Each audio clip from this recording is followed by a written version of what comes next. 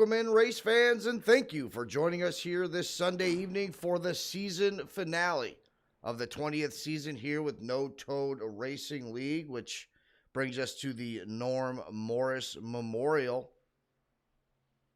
Should be a pretty interesting night here as a lot of drivers still trying to battle for position. We talked last week about the point standing and how Kyle Carnes had already wrapped up the season championship. Let's go ahead and take a look at those standings. Season 20 after 11 of 12 races. Here are the top 25 of the 40 drivers that were listed on the roster this season. And there is Skylar Carnes up there with 385 points. He's got a top 10 percentage of 90%, with Matthew Piercini there in second with 319, and Johnny Brugg there in third. So it is possible Johnny Brugg could still catch Matt Piercini for that second spot. Ileana Hamilton there in fourth, John Campbell in fifth. We'll leave that graphic up there for a little bit for you guys to take a look at. We're not going to go through all 25 drivers, but you'll be able to see there for yourselves just how this season has shaped up so far. Of course, we're at Charlotte here tonight, under the lights here as well. So some nighttime racing to close out the season. And before we get to the racing action, though, a couple of important notes. Of course, this is a tribute race. See if we can catch up with Matt Piercini here. There he is on pit road. He's going to be doing a little bit of a memorial lap. This race is dedicated to his grandpa, Norman Montgomery Morris, who was born in 1925 in Alberta, Canada. His paint scheme here tonight is actually based off the dirt street stock that he raced in the year 2001. He tells a story about his grandfather showing up in the pits after a bad race, gave him a big hug and told him, "I know tonight was a rough night, but I know you can win. You also know deep down that you can win too, so just go win the next one." And sure enough, the next race, Matt won his first ever feature event. Matt Piercini lost his grandpa Norm in October of this year, but tonight, Matt has Grandpa Norm's name on his passenger side door and hopes to bring the checkered flag home for him in the Norm Morris Memorial 250. So, moment of silence on our end up here in the booth as Matt Piercini goes around and takes a lap at Charlotte.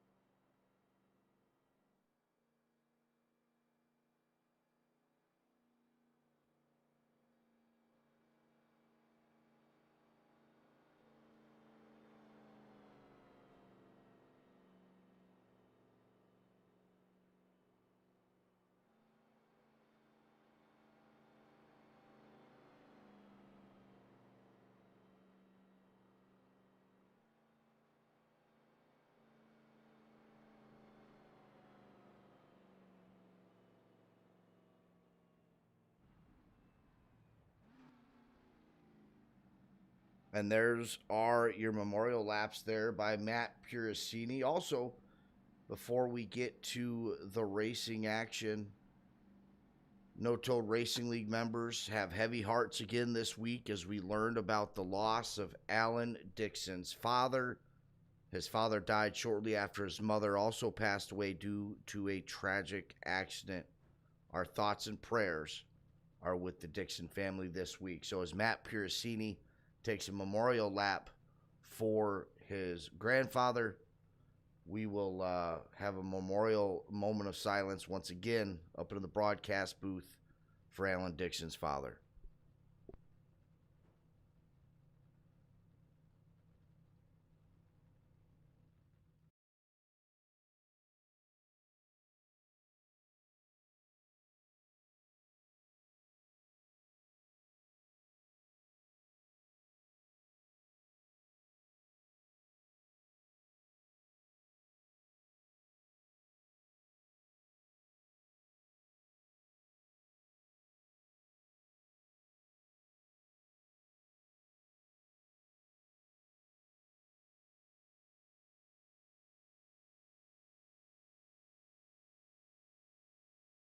All righty, now back here in the booth, being joined by Al Corey. Al, a little bit of a rough start to the broadcast here. We have a lot going on with members of No Toad Racing League, but as you can see, we have a full field here tonight. Guys coming out to celebrate the Norm Morris Memorial 250, and I'm sure there's been a lot of people who have been able to reach out to Alan Dixon as well.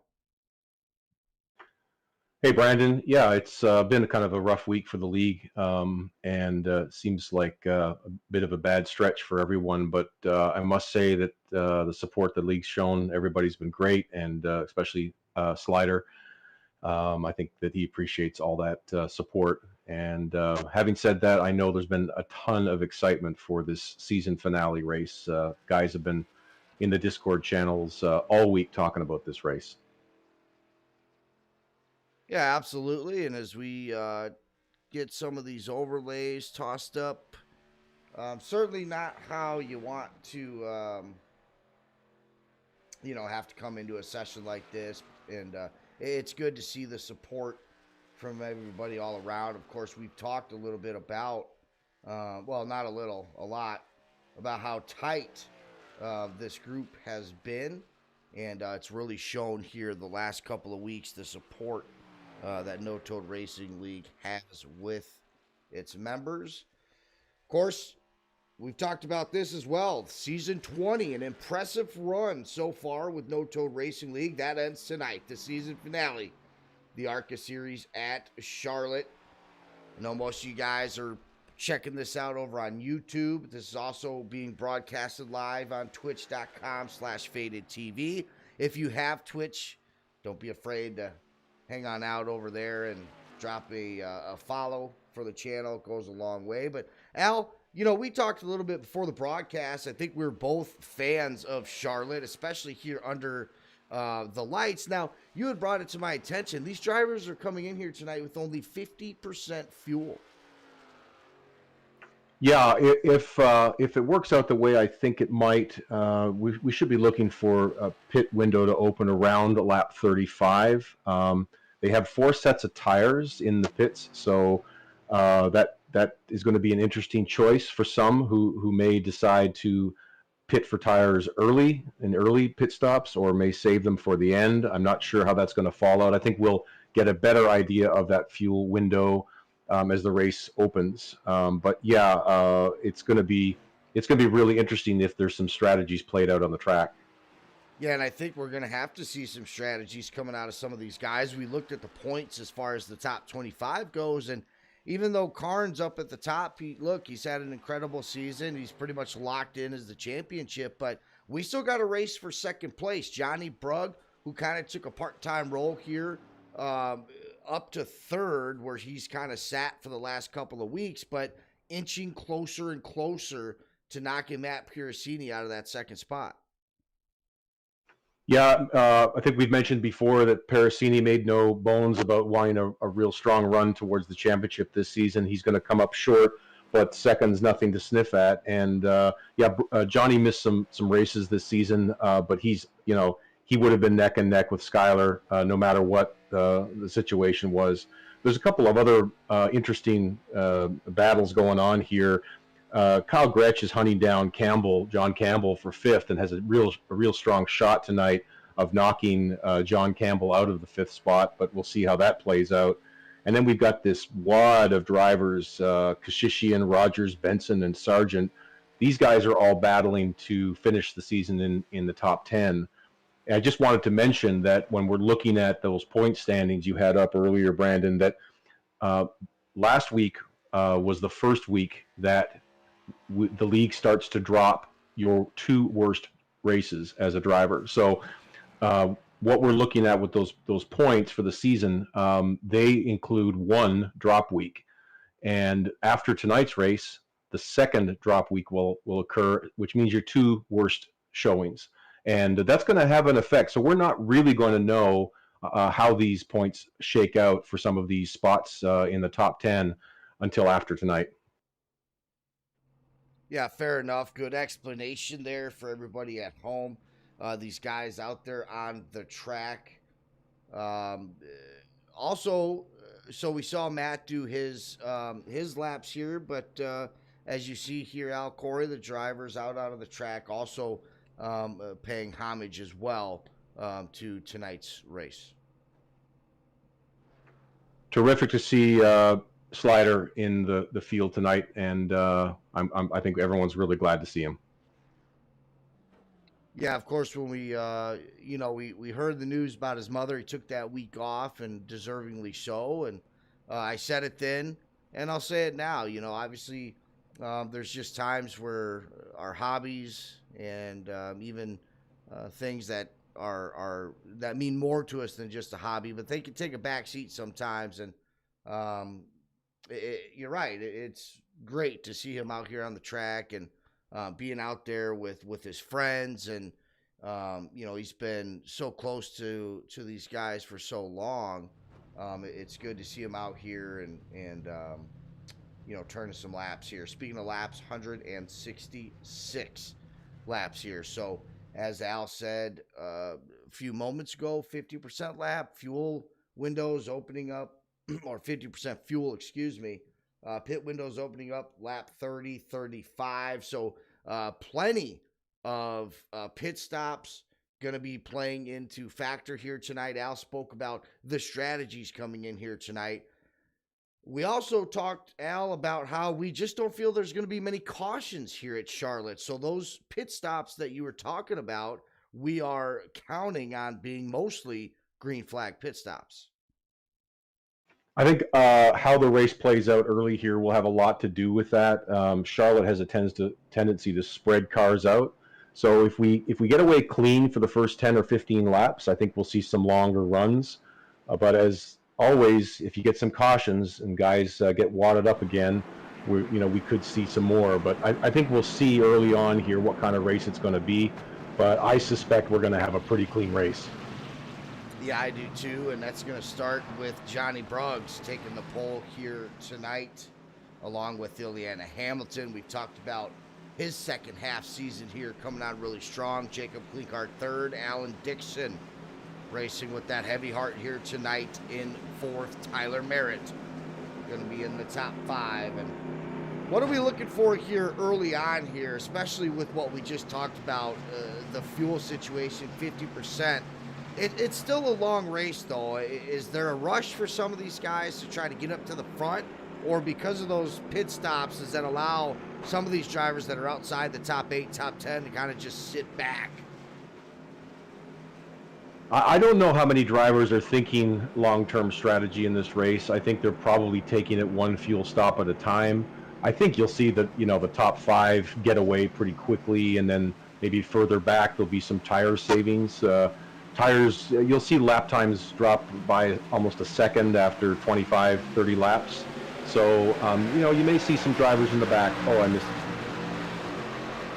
All right, and here is the green flag drop. Johnny Brugg, your pole sitter, going down into turn 1 all by himself. No contention there. Ileana Hamilton, though, finding the 33 car of Alan Dixon on the inside of him, able to beat him off turn 2. And down the backstretch. So 1 and 2, single file. You see now Alan Dixon on the inside of Jacob Klinkart up there in the 5 car, with Tyler Merritt up a spot in the early going in 5th.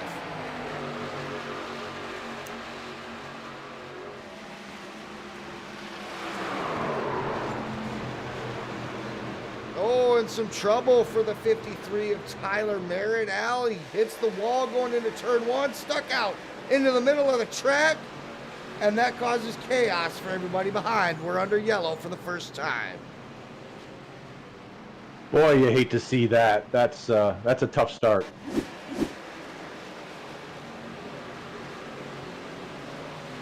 Yeah, it really is, and I'm trying to see if I can get another angle of Tyler Merritt. He's jumped to the pits right now.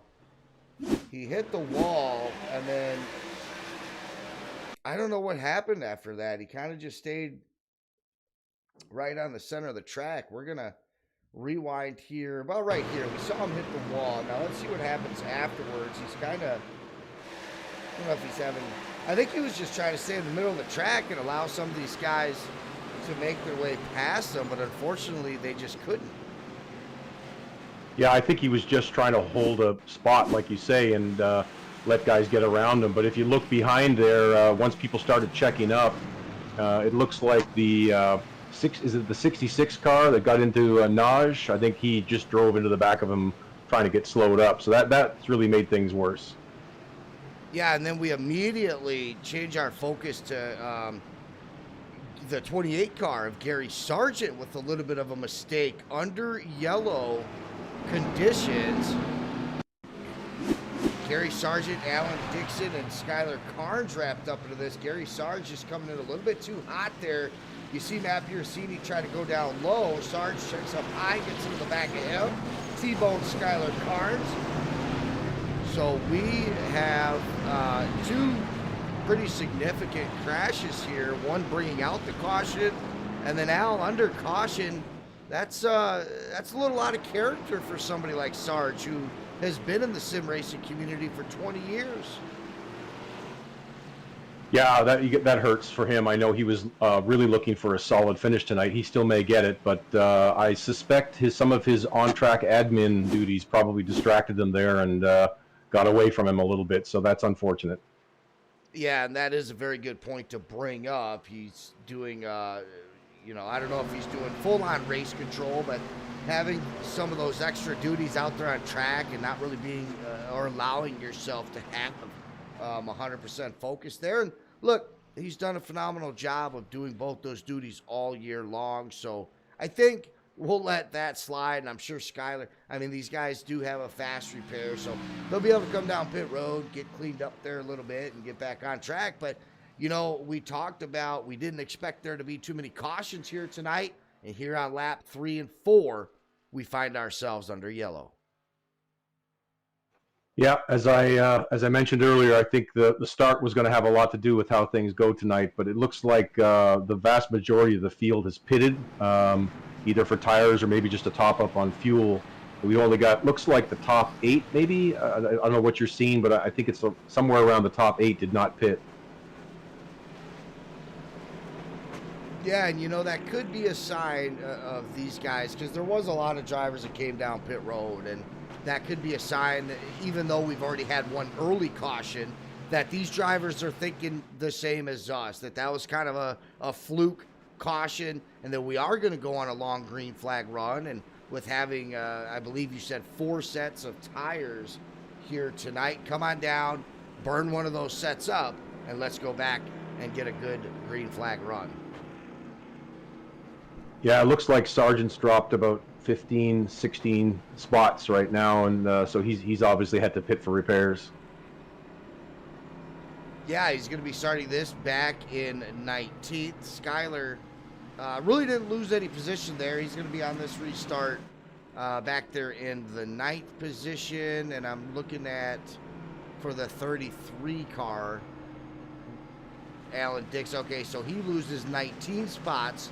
He's going to be starting 22nd because he also had to come down pit road for the repairs. So already a couple of cars banged up. But again, being able to use that quick repair, Al, they're going to be able to get right back onto the track with 100% capacity. Yeah, one fast repair only, so that could come back to bite them later. I do see a couple of more drivers coming down on this last lap before green with one to go, topping up with fuel. So some of these guys are really thinking longer term. Yeah, and hopefully that's what we get here. The season finale, Charlotte, especially in the ARCA cars, really one of the special car track combinations for most people, I feel like, on the iRacing service. So I know a lot of guys coming in here tonight with a lot of excitement. They know they're going to be, it's a pretty long break. Season 21 not starting until 2022. So these guys know that as far as No Toad Racing League on Sunday, Al, this is going to be the last race for quite some time. Yeah, we've got a lot of changes coming up, as you know, Brandon, for the next season. Maybe we'll get a chance to touch on those later. But yeah, we're going to have a few special events in December. But yeah, we won't have an official points race again until January. Yeah, I'm looking forward to those special events too, either on the broadcasting side or who knows, maybe jumping behind the wheel and joining you guys on track for those special events. Speaking of on track, we're out of turn 4. Pace car's off. It's going to be the 1 car of Johnny Brugg to take the green flag. Ileana Hamilton still on the outside. Jacob Kluckart, though, going to be on the inside on this restart with Kyle Gretsch in the 7 on his passenger side. And just like that first restart, Johnny Brugg going to go down into turn 1 all by himself with Ileana Hamilton on the outside. That's going to open up the door for the 5 of Jacob Kluckart to contend for that second spot. And it looks like he's bringing the 7 with him.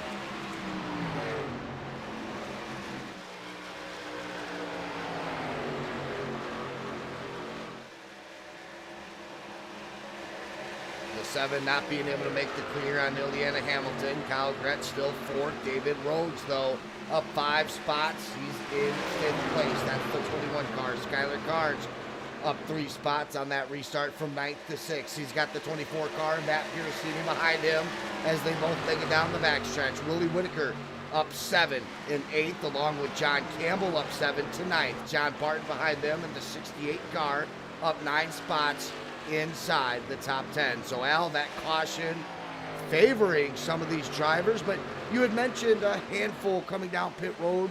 Those have got to be the cars that have decided to stay out. Those are huge chunks of positions. Yeah, it's really mixed the field up. We've got drivers like Ken Olsen in the 51 car up 13th in the last lap scored, and we've got some guys who you normally see towards the front are near the back. So it's really mixed up the field tonight. It's made it fun. And look at that, we already got a lead change here, talking about making it fun. Ileana Hamilton on the outside, down the front stretch for the moment. Shows leading Johnny Bruggs, and there you see, making the clear on that high side. Johnny Bruggs is going to have to check up in front of Jacob Klinghardt to try to shut the door on that so he doesn't lose too many positions. And how about it, the 72 of Ileana Hamilton trying to cap off what has been a tremendous second half to his season. Hamilton's had a strong season. He's had 3 top 5s, 7 top 10s. He's only 97 points behind the leader, and that's only with trying to see here how many races. He's only got well, he does have 10. My bad. So yeah, he's had a really strong season, but not quite good enough to pressure those top guys. But a really solid season with 7 top 10s. Catching up with Kevin Hansen here. Looks like he's in the red. He was coming off pit road, and Al, he never made it back onto the track. He actually took the tow back to pit road. So not too sure what's going on with Kevin Hansen there, but certainly not the start that he would like to have. Kevin Hansen's a long-time member of the league. Hasn't raced a lot with us lately, but he has come back for the odd race, and we love having him. Sorry to see him get into trouble. Oh.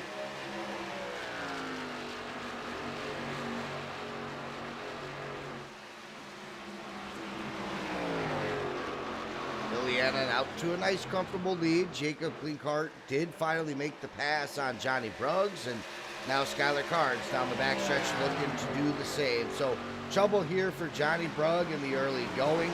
Always seems to be a race favorite when he is up front. But, man, Ileana Hamilton, Jacob Klinghardt, and, of course, the 47 of Skylar Carnes are trying to debunk that right now, as they're your top 3 drivers here in the early going. I had a little listen in on the race channel, and Brog has said to everybody that he's on a tire saving strategy. All right, fair enough. Certainly showing out there is now Matt Piercini has passed him up. So as Johnny continues to fall, great information there from Al Corey. He's on a tire saving strategy, so we might see him fall back. We're not going to alarm ourselves or you guys watching the broadcast on every position that he loses. Going back through the field, we talked about some of these drivers who took full advantage of that first caution, decided not to come down pit road while others did. We're talking about Willie Whitaker, John Campbell, Jaden Conster, John Barton, all up 7 to 8 spots respectively. Michael McCuskey up 9 spots. He's currently in the 18th position. And we said it before, Al, 28 cars making the season finale here tonight. That's great to see. We generally have real strong turnouts for end of season races, but it's great to see that. I know there was a few guys on the Discord today who were mentioning that they had real life issues getting away. They were disappointed to miss the final, but that's a good number. We're grateful to have them all on the track. Absolutely, and as we take a look at the track map right here, you see just the lead that Ileana Hamilton has been able to create for himself. Going down into turn 1, we have some vehicles on the track that are just now getting out of turn 4. That's Kevin Hansen, Kevin Hansen, Tyler Merritt, and Clarence Prince, I think, are all out of the race.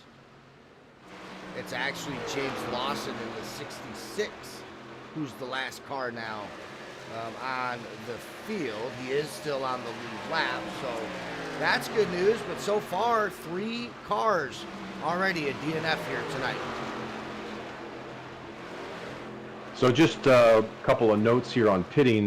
Hamilton did not pit, and neither did Brugge or Kyle Gretsch, so they don't have fuel or tires. So I think you'll see some of these drivers behind them, like Jaden Conster, John Barton, Sid Kashishian. I suspect those guys pitted, if not for damage, they certainly got fuel. So they'll likely be going a little longer than these top drivers. So that could be interesting to see what happens. Yeah, Sid Kashishian back here in 12th in the 19 car, representing the Matco Tools Motorcraft paint scheme there. And John Barton in front of him in the 68. Jaden Concert in 10th, deciding to rep that.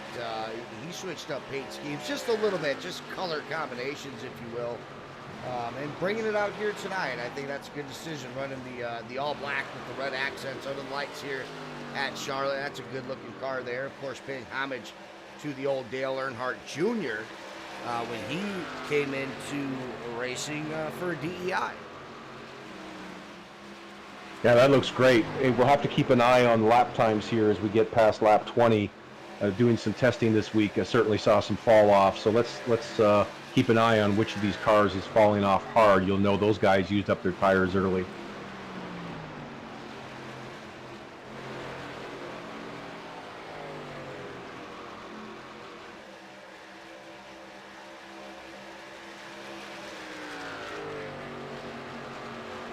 Back up front, the 72 car of Ileana Hamilton already out to more than a second lead on Skylar Carnes. We'll see if he's able to keep that pace. As Al said, he didn't come down pit road, so now, Al, there was only a 3-lap difference, 4-lap difference, but it's almost a mindset as well sometimes when you're that driver. It might only be a 3 or 4 lap advantage, but in their head, you know, they're telling themselves, hey, I have better tires than these guys up front. Yeah, if they took tires, that's certainly true. And even if they only took fuel top up, in my experience, I'm thinking to myself, I've got 3 or 4 or 5 laps more fuel, which means I could stay out a little longer, which means they might get trapped in the pits for under a yellow flag, and that puts me at a huge advantage. So whenever I'm in a long race like this with lots of fuel stops, I'm always thinking about how can I extend my fuel run and possibly trap some of those other drivers down should a caution come out. Yeah, absolutely. And, Charlotte, we were talking before the broadcast, one of my personal favorite tracks to race at, especially with these ARCA cars. It's very high banked here. These drivers can really full send through the corners here, but because of that, you got to think, how many drivers are out there. I would assume the majority of them are at 14-to-1 steering ratio. Some of them may be up to 16-to-1 to try to be able to combat that tire wear that Al talks about. You certainly don't want to be running anything less than 14-to-1, I wouldn't think. I would suspect most are. Sweet spot for me is 16 on this track. I know as the tires start to wear, and that's what you're trying to avoid, it's that turns 3 and 4. You got to wait on the car to turn, and it just takes so long once you get into a longer stint. So these guys, you'll see some passes being made maybe in the tri-oval when some guys just can't get around 3 and 4 as quickly as the competitors. Yeah, and of course, other than Ileana Hamilton's pass on to Johnny Brugg for the lead, for the most part, we've seen most of these drivers all the way down to that blue line here. And of course, as I say that, the group that we're in with now, the Kyle Gretsch, Jacob Klinkart, John Campbell, almost already moving up to the middle of the track. Yeah, especially through, like I mentioned, 3 and 4, it gets tougher and tougher to hold that low line. And speaking of Campbell, look at him up 9 spots from the start. That's great to see. I know I mentioned earlier he's shooting for a top 5 in the championship points this week. Yeah, about 2 seconds behind Jacob Klinkart is John Campbell. There in 7th. He's got Jaden Konsturk in 8th, trying to track him down. John Barton still in 9th. And Willie Whitaker finally making his way into the top 10. So a pretty good drive here by Willie in the 37 machine in the early going. We talked about Sid Kashishian up there in points, jockeying for positions here as this season comes to a close. Yeah, Willie Whitaker's only made 2 races so far this season, so it's nice to see him in the last race of season 20. And you see him rocking that paint scheme now. It's all black, but he's got the for sale sign on the quarter panels there. So something that you see sometimes at your local short track, but certainly not at this level IRL. But just funny to see that here tonight. Well, maybe he's trying to take advantage of our broadcast. Yeah, absolutely. And as we took our eyes off the lead just for a moment, we have a third lead change of the night. Skylar Carnes being able to pass the 72 of Ileana Hamilton. And certainly I don't think Skylar was saving much tires either, but you hit it right on the head. About 10 laps ago, Al, with Ileana not being able to pit.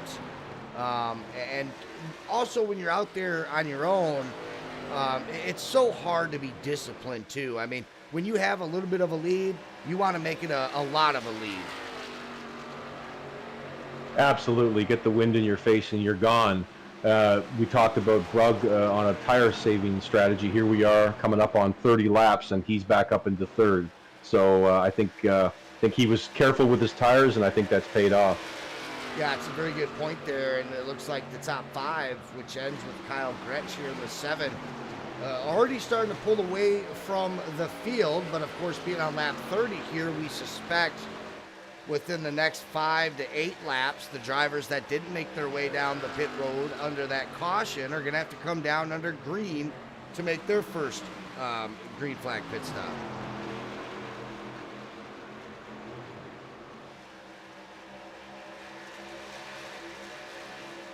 Jacob Klinkart, who at one time was up there in the top 3, is now fallen back down to 6. So I'm wondering if he's also on the Johnny Brugg strat right now, just kind of lifting off, chilling out, trying to save his tires. He's still got some good track positioning up here in the top 8, sitting there in 6th. With Skylar Carnes still leading this race. Johnny Brugg now up to 2nd place.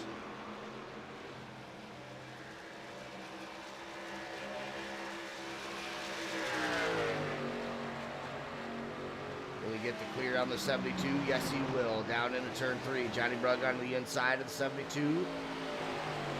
And let's see just how well those tires are going to hold up for Johnny now that he's a little bit on the gas. And Matt Piercini now, looked like on the front stretch was going to be able to take a stab out of the inside of Ileana, but Hamilton being able to shut the door on that bumper of the 24 he had to lift, and you see just how much of an advantage that worked out for Hamilton on the backstretch here, over a quarter of a second lead, and now chasing down Johnny Brugg. And we just had our first taker on pit road. Ken Olson just came down and pitted for tires and fuel. Yeah, and here comes the 72 of Ileana Hamilton. So right on the money as always. Al Corey said about 30 to 35 laps was going to be the pit window here tonight. And on lap 34, we start seeing these cars make their way down pit road. That's going to include Jaden Conster, Will Jester, and David Rhodes. Now, mind you guys, at home, a lot of drivers came down under that first caution. We were just 3 laps into the race, so we may not see all the field come down here for pit stops because, well, they simply don't need to.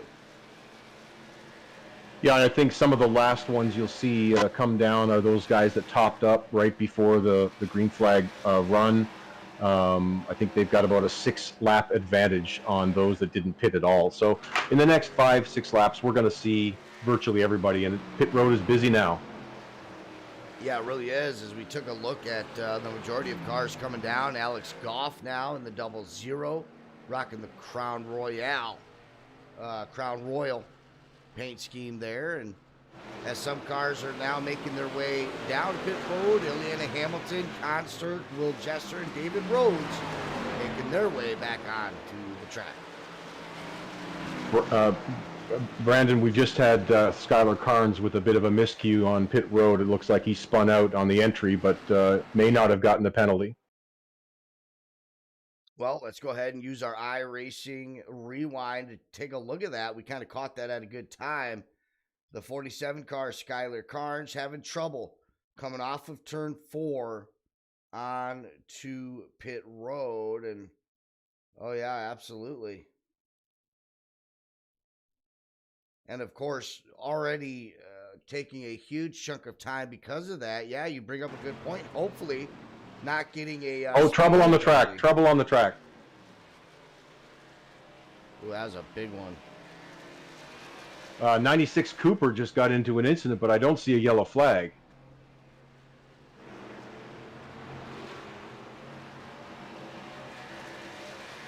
Let's go ahead and see if that was when... Yep, there it is right here. Let's go ahead and rewind that. The 21 car. The 36 as well. Let's see what happened here. The 96 hitting the wall. 21 nowhere to go.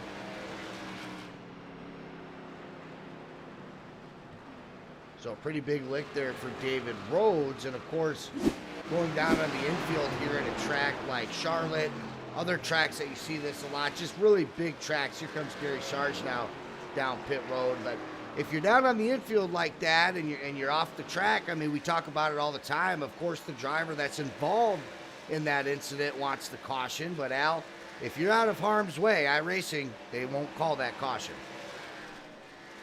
No, that's been a subject of a lot of discussion in our league about relying on iRacing yellows or race control. And as a league, we decided for now to stick with the iRacing. It may be flawed, but at least it's fair across the board. Yeah, of course, everybody on the same playing field, and everybody at least knows going into the race what they're up against when it comes to those kind of decisions. And I think when leagues leave it to iRacing, that's exactly what they're looking to do. They don't want to cause any discord drama, or, God forbid, they call a caution for one person and then miss it for the next person, and you get finger pointing, and you get accused of playing favorites. So I've always liked the iRacing method, even when it hurts me, even when I'm that car that goes off track and doesn't get a caution. At least I know that everybody's battling the same conditions. So that's what we see here, No Toe Racing League Season 20. And right now we see Johnny Brugg, who was on that tire-saving strat, taking over this lead. He's got a 3/4 of a second lead over Ileana Hamilton. I was just having a peek at some of the pit road, the pit stop times here, and it looks like on average it was around 37 seconds, 38 seconds, but Crutchley had a 32-second stop. That's fantastic. Sid Kashishian had a 33-second stop. And looking to Skylar Carnes, who's now dropped back in the field, his total pit stop time was 77 seconds. So clearly that little bobble hurt him. Yeah, it really did. We caught a little bit of what happened there, and Skylar Carnes, unfortunately, because of that, going a lap down, and we're under caution. So that's going to save some of these guys, including Skylar Carnes, who unfortunately was a lap down, be able to catch up. And unfortunately, it looks like the 33 of Alan Dixon involved in this latest caution.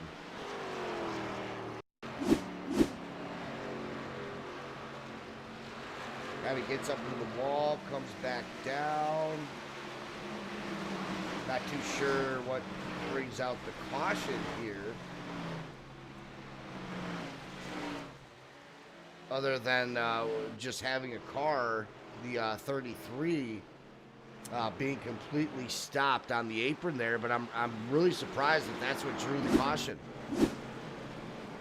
Well, I think you just said it.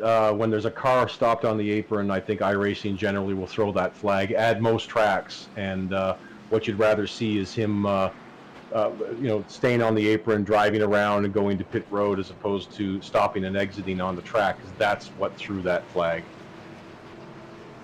Alrighty, well, hey, we're going to line these guys back up. Once again, we see a huge chunk of cars coming down pit road here, Al, and I mean, we just got off green flag pit stops for the majority of these drivers. What's the thought process here for a driver like, let's say, Ileana Hamilton, for example, who came down pit road just less than 3 laps ago? The caution comes out. Here they come down pit road once again. Well, I've got to think it's for fuel only. Nobody's going to use up another set of tires after just a few laps coming out of the pits. And they may be trying to take advantage of these yellows and topping up so that they can, by the end of the race, they may have saved themselves a full stop for fuel. And we talked about the number of stops at the beginning of the race, whether it was going to be 4 or 5, knowing they only had 4 sets of tires. So some of these guys might be trying to make it a 4-stop race just by topping up at the end and giving up track position, but knowing they may have to pit one time less than everyone else. Yeah, losing track position now to gain it later, deeper into the race. Only our second caution of the night. The first one, a pretty big one. That one we saw Alan Dixon just stopping on the apron there. And now we see a second handful of cars coming down. Sid Kashishi and John Campbell, Alex Goff, and Marty Rogers in the 27 car. Will Jester as well in the 74. So we already see what you talked about at the top of the broadcast, where you had felt like there was going to be a lot of strategy coming in here tonight, and that's exactly what we've seen here so far. Well, I think there's a number of drivers who know they're maybe not as fast as the top 3 or 5 cars on the track, and so they've got to figure out ways to be competitive with strategy. And so I really feel like some of these guys are thinking that way. And it rarely works out for me, but you never know. It just depends on how the cautions fall tonight. Yeah, that's how it always is, right? It never works out for us, but it always works out for everybody else. Right now, Jacob Klinkart in the 5 car, it looks like, unless he's waiting for a wave around, he's going to be in that top spot. I know the 21 is waiting for his wave around, but if this stands up here with the 5 and the 8, it's going to be Klinkart on the inside of row 1, Jaden Consterk in the 8 on the outside. John Barton gaining 16 positions. He's had a pretty good run here tonight that we noted earlier on before this second caution. He's all the way up to 3rd. Behind him, though, Al, the 22, Michael McCuskey, up 23 spots. How many times have I said how fast Mike is? He's just such a fast driver, and he's going to put it together, and maybe tonight's the night. Yeah, let's go ahead and take a look at some of the best times here tonight. We're going to throw that underneath the drivers' names. You see just how fast. Now, these are the best times. These aren't the last laps. or any lap in particular other than their fastest one. So this could have happened earlier on into the race, or some of these laps could have just happened, but it does show you guys at home out there who has had the fastest lap so far.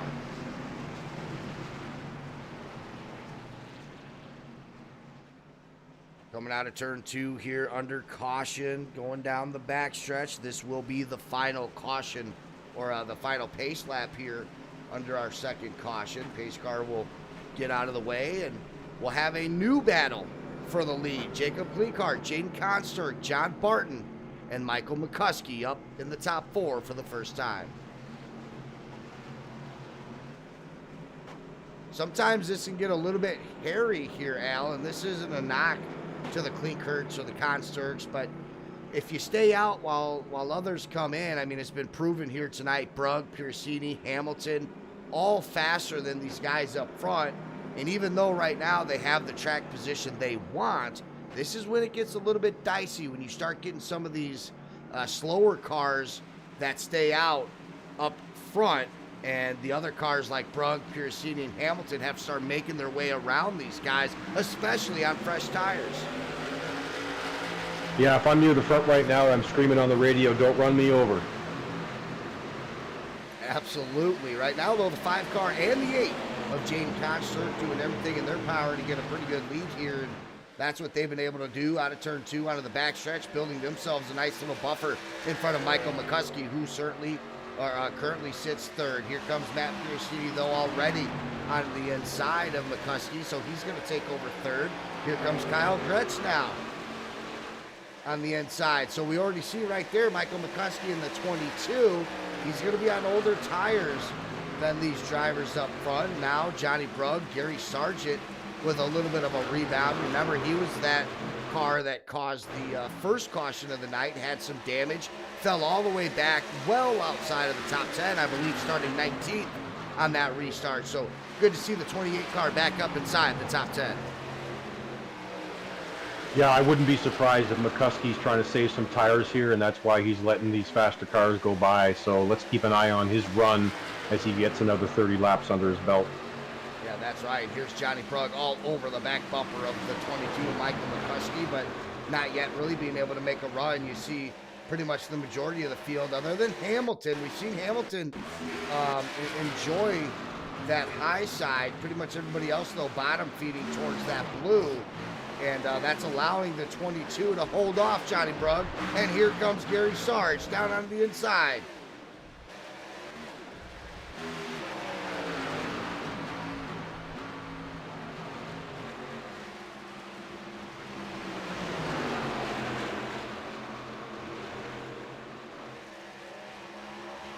So instead of making the pass on Johnny Brugg, Johnny stays up high and makes his way around Michael McCuskey, and also is able to put a little bit of a gap between him and Sargent. So a good run there by Johnny Brugg. Johnny can make himself pretty wide when he needs to, and I think that's what happened there. He took a better line and sort of pinched Sarge off a little there, but I think Sarge is going to have a good night if he keeps this up. Yeah, I do too, and I think he's really due for one as well. We see the 72 now, Billy Hamilton, who was once the race wish TV1, would quit having issues here at Charlotte. We might have to switch the TV cameras here, but struggling here in the early going. That might be on my end.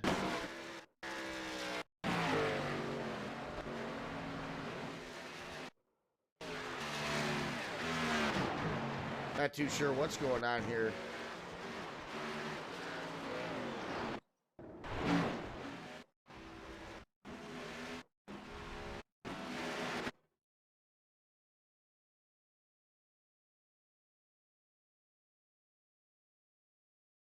I'm keeping an eye on the 117 car of John Campbell right now. He's, I think he scored in 16th the last lap around. He had a really rough pit stop, 69 seconds, so he may have done some repairs to that car. Oh, we've got a car down off the track. That's the 74 car on the apron. But that's Will Jester. Looks like he's making his way back onto the track, and no harm and no foul. Getting back to John Campbell, I suspect he had a little bit of damage. He probably got repaired under caution, but he was, I think, 7th or 8th not too long ago, and he's currently scored in 15th place. So we'll see if he can rebound too.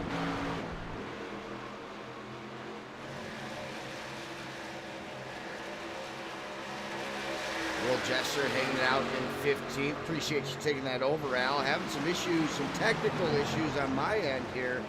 Trying to get those straightened out. Had about a good minute flat of drivers just disappearing and skipping a little bit. I don't normally have internet issues as Faded TV is powered by fiber internet with gig, so I'm not too sure what's going on there, but one thing you'll rarely see from a Faded TV production is lagging and lagging out. So I do apologize for the guys at home. It looks to be taken care of on my end.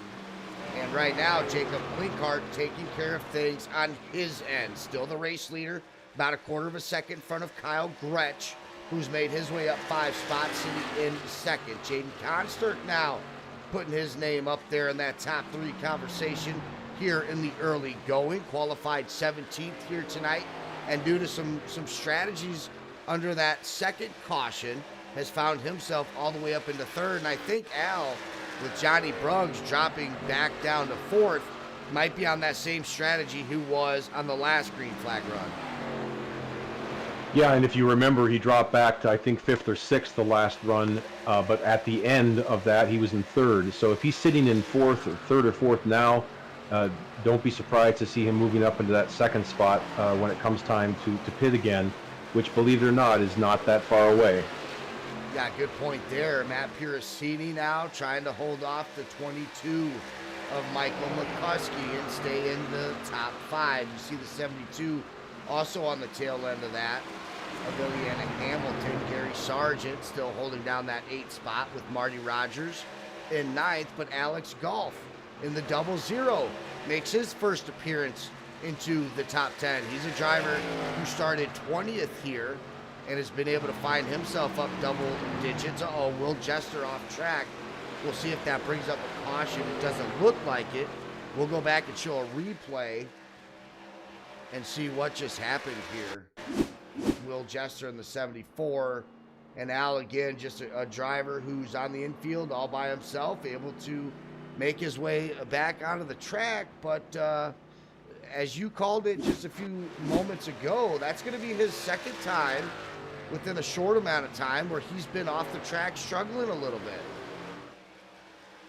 Well, not to talk out of school, but I know Will's been traveling a lot this week, and I don't think he had much time to put some laps in here at Charlotte. And this can be a slippery track, and I suspect he got a little loose and maybe just saved it. But good for him for keeping it on the apron and getting back on track without a yellow. Yeah, and it looks like Will Jester on lap 57 actually coming down pit road, so he's going to come down and take some tires. Yep, so he's already back out onto the track. So a driver who maybe not wanted to come down pit road, but recognizes he might just have to bite the bullet and come down a little bit earlier than these other drivers. But Al, we're right there in that 30 to 35 pit window anyway, so that's not going to hurt him too much here. No, although, like we talked about, some of those other drivers who topped up late on the last caution, they're going to be able to go quite a few more laps. I think Will might be in trouble tonight. I think he's going to find on that last run he's going to be out of tires. So the command center here telling me in my basement studio that upstairs and outside we have very, very, very high winds here where I live. I'm in the Chicagoland area, and we have the wind has really picked up enormously here. So I will apologize if we lose connection or if we deal with anything like we just saw a few moments ago. I do apologize, as we are fighting some high wind conditions here in the broadcast booth. But if anything, Al, you're just gonna have to light up a stream and just solo dolo it for your first time. Not going to happen, Brandon. Don't leave me. All right, you guys heard it here. If we lose power, if we lose internet, that's it. That's the show. Al Corey's going to retire for the evening. Absolutely correct. No way I could do this show without you, Brandon. I'm just a hanger-on. Well, you know, it's been really good having you up here in the booth, not just for myself, but I notice, you know, people in the Discord talking about it and in the chat as well. It's good to have some of that seat time up here in the broadcast booth. Yeah, I race as much as possible, but, you know, since joining iRacing, I was called up to broadcast pretty early on, and I really just don't get the seat time like a lot of these other drivers do. I broadcast 6-7 nights a week, and although I've been told, people claim that I'm okay at the play-by-play stuff, it's good to have a color commentator up here in the booth that has 20 plus years of experience. Well, thanks. It's been a real blast to be in here with you, and we'll see what happens next season. But whenever those road courses pop up, may find myself back in the booth with you. But yeah, let's look forward to the end of this race, and hopefully we get a real great finish and cap off season 20. And I'm going to hold you to your earlier comment about racing with us in the off season. Hope you get a chance to do that. We'd love to have you. Yeah, me too. Let's go ahead and take a look at some of the or the last lap timing. So the times that were below the drivers' names for the last 15 laps or so were their best laps. Right now, for this next rotation, we're going to pull in their last lap times. Kyle Gretsch right now leading the race. He does have a lap advantage over Jacob Klinkhardt, but it looks like Johnny Brugg potentially running in. No, maybe Alex Goff back there in ninth with a 32.16 with the fastest last lap. Goff has been on a tear this run. He's overall, I think he's up 13 or maybe more spots since his start, and this run in particular, he's just been ripping around the track.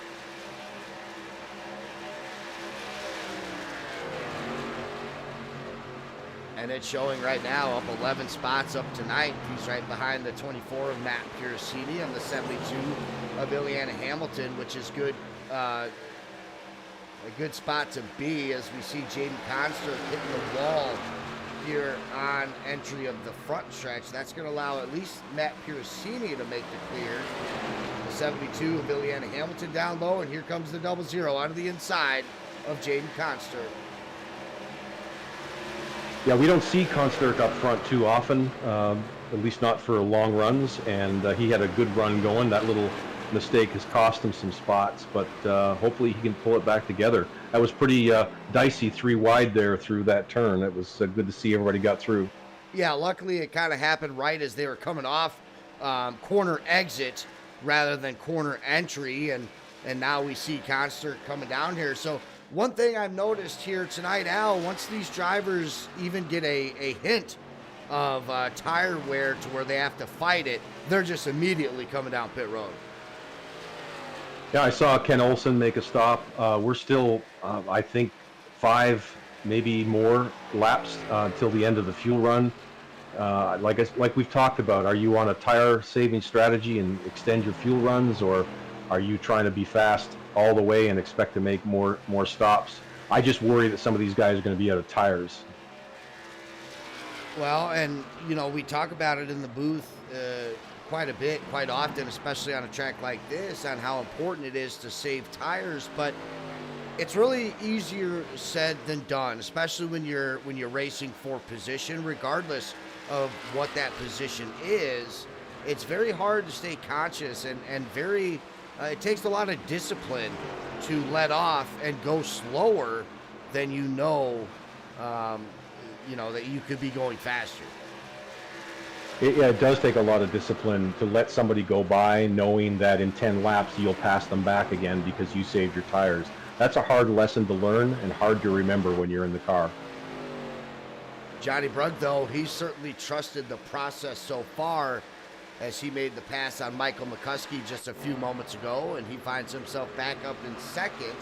We'll see if he can catch Kyle Gretsch, who has a 1.1 second lead over Johnny Brugg, almost 3 seconds over third place driver Michael McCuskey, with Matt Piercini still in fourth, and Gary Sargent up to his starting position, up to fifth. Ileana Hamilton dropping 4 spots overall. He has led this race, but he did start in P2. He's back there in 6th. Alex Galt, we just talked about, in the 00 with his strong run.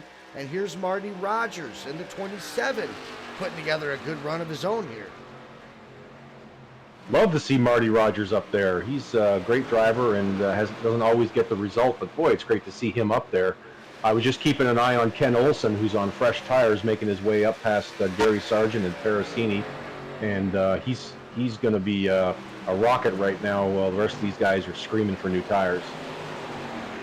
Yeah, Ken Olson in the 51, a lap down, so he's trying to get those laps back the hard way.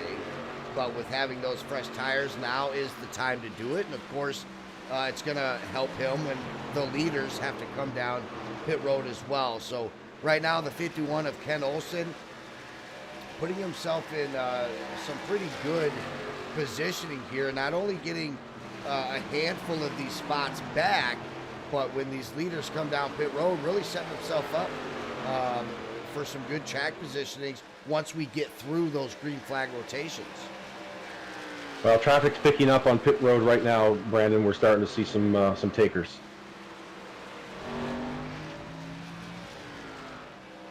Yeah, we got a couple of drivers down there. John Barton making his way down pit road. We got Wayne Hayes as well, the 2 car. I see Willie Whitaker's already taken his stop, and it looks like Skylar Carnes pitted on lap 68, so he had an early pit.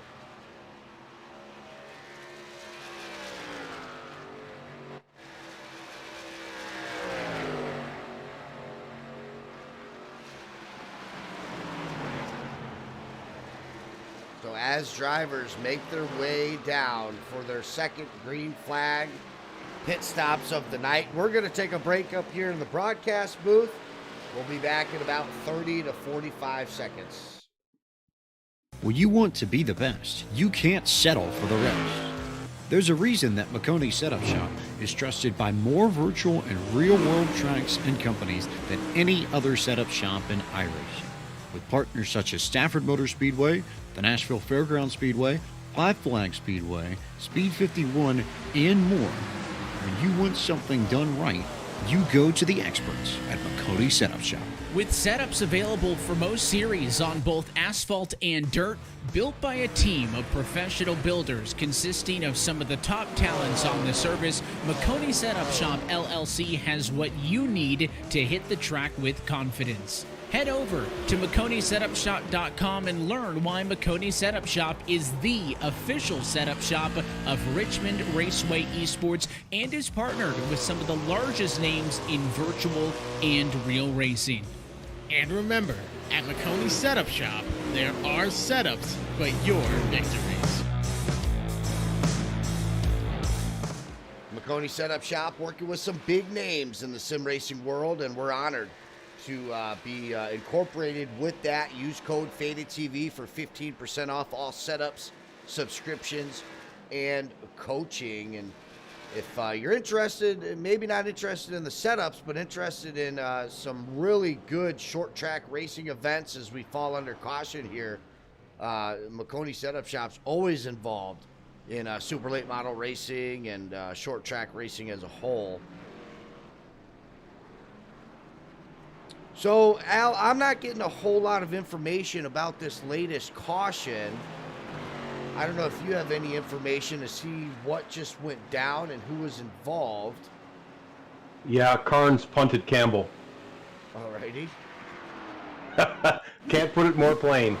I suspect that Carnes on fresher tires, and I don't know if Campbell was making a slow for pit road out of 3 and 4, but Carnes just came in and gave him a slam from the back and spun him. Well, it looked like the 117 was going to stay up high as Skyler was making his way off turn 4. The 117 had different plans and decided to come down into Skyler's racing line. That's what it looked like to me. I mean, it's the speed differential, right? That was the problem right there. Let's go ahead and rewind this once again. Of course, I'm not necessarily blaming the 117 here, but just if you see the 117, he's high, and then he starts to come down right there. I think Skyler thought the 117 was giving him room to go there on the inside, and that wasn't the case. And yeah, and exactly what you said. Look, Skyler had already came down pit road. He was on fresher tires, and he was cruising. So a little bit of a misunderstanding brings us to our third caution of the night. This is the Norm Morris Memorial.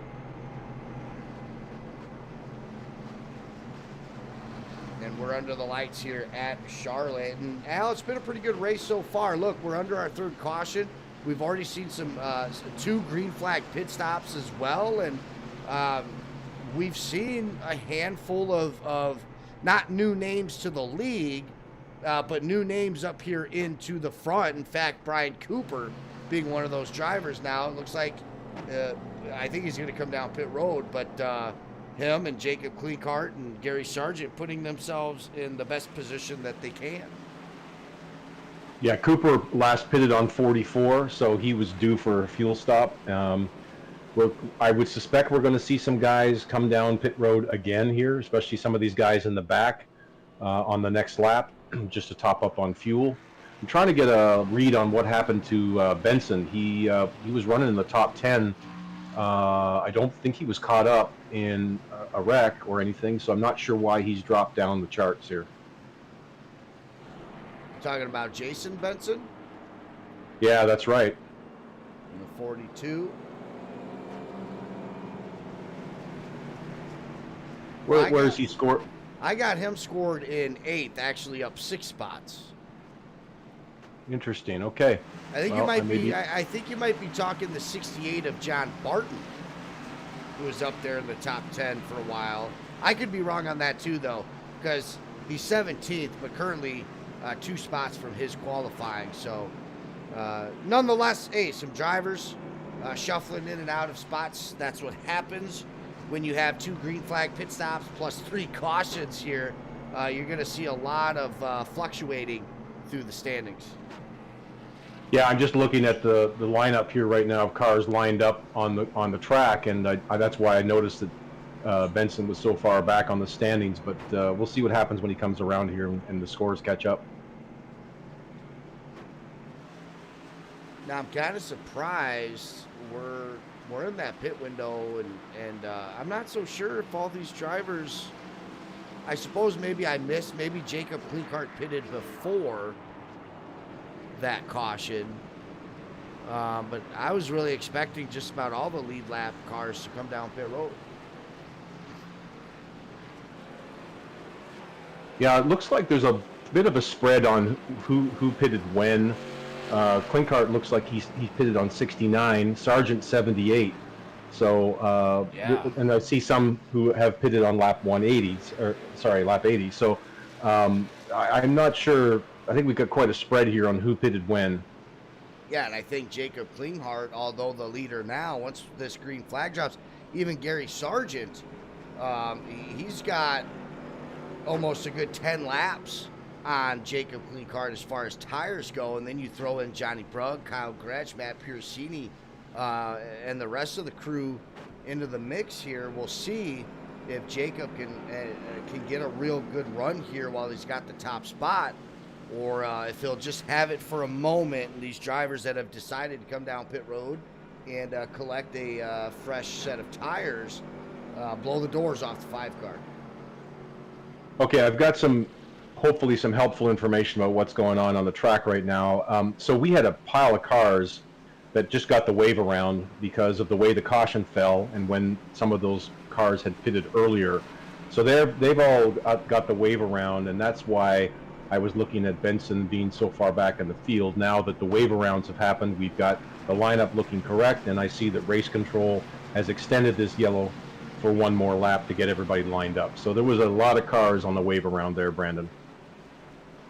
Yeah, and that's pretty good. I've seen before in the past where we've had some of that confusion, and the caution isn't extended. I've been a part of races where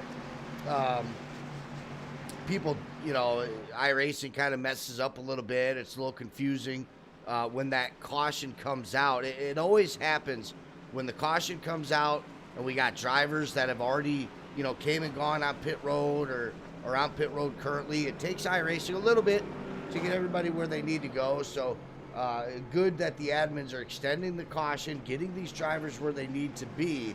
Because right now, Al, we have a ton of cars that are off the lead lap, including John Barton, Skylar Carnes, Ken Olsen, Alan Dixon, some of these drivers that we talked about at the beginning of the broadcast, because of when these cautions came out, finding themselves off the lead lap.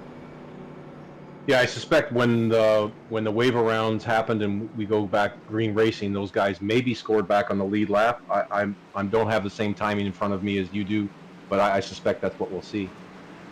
Lap 82, and Jacob Klinkart gets us underway under green once more. Gary Sargent on the outside in the 28 car. Johnny Bruggs on the inside. We'll see Kyle Gretsch close the door on Matt Piracini. He wanted to get down to the blue stripe in a hurry, and he does. He makes it work. Kyle Gretsch up to third, and now Gary Sargent kind of hanging out there on the outside.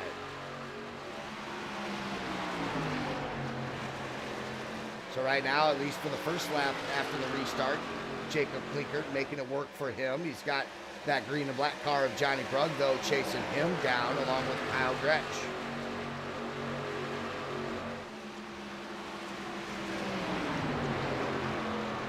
So it looks like... Go ahead. We've got a wad of cars here behind Cooper. They're all vying for position. I see Goff and Campbell and some others here side by side. This could be dangerous here. Yeah, too wide coming down into turn 3, I believe, is the 117 on the inside of Alex Goff. And the 00 getting right down to the nose of the 117 there. You see the 117 almost having to back off a little bit. He's going to lose a ton of time there on the front stretch down into turn 1. We see Marty Rogers back here in 11th, so he's trying to get back inside the top 10. Sid Kishishian in the 19, back in 12th. And here comes Dustin Barton, trying to get on the move here. He started 12th. He's sitting currently back in 13th.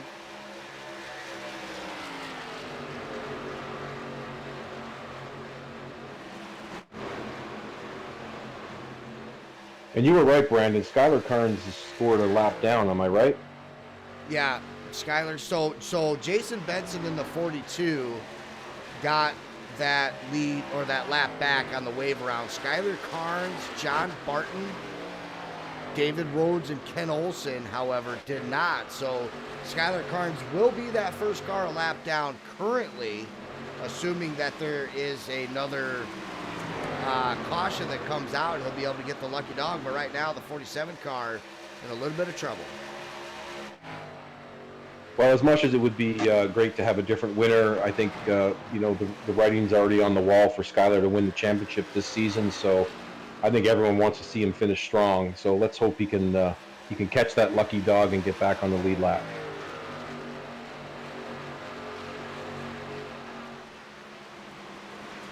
Johnny Brugg back to third, but we've seen this before where he has a really good restart, obviously, to keep up with traffic. It's almost like being on the interstate on these restarts.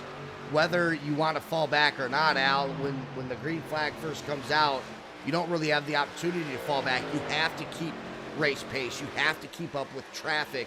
As soon as he does that, he starts to fall back a little bit, but this time maintaining P3. Oh. Trouble on the track. Yeah. Dustin Barton going to be wrapped up into this one, and you see the damage there on the 13 car.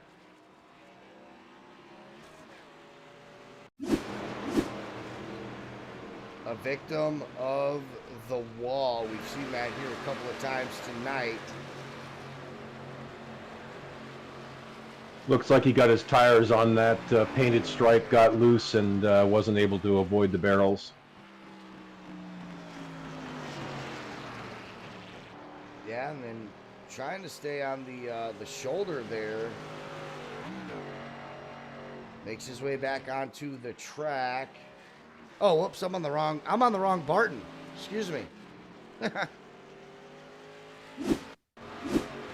go back and take a look at the 13th car here of Dustin Barton. So both Bartons having a little bit of trouble there. Oh, but none bigger than the 13. You see him get loose there a little bit and hit those water jugs. Oh, what a huge lick for the correct Barton this time, the 13 of Dustin Barton. I'm sitting there, Al, and I'm watching John Barton, and I'm like, well, where's this big wreck? I know it's coming up, and then it never did, and finally realized I'm on the wrong Barton. Well, no one will blame you because they're running the same paint scheme to boot. Yeah, exactly. Same paint scheme, same last name, and it's been a wild night here so far. In the track, in the booth, battling wind conditions. These guys battling it out for track position. It's been a heck of a night here to close out the 20th season here so far. Well, I can tell you, listening in on the race channel, that a few tempers are flaring, and the admins are having to tamp down some of the expressions on the race comm. So everybody's into it, that's for sure.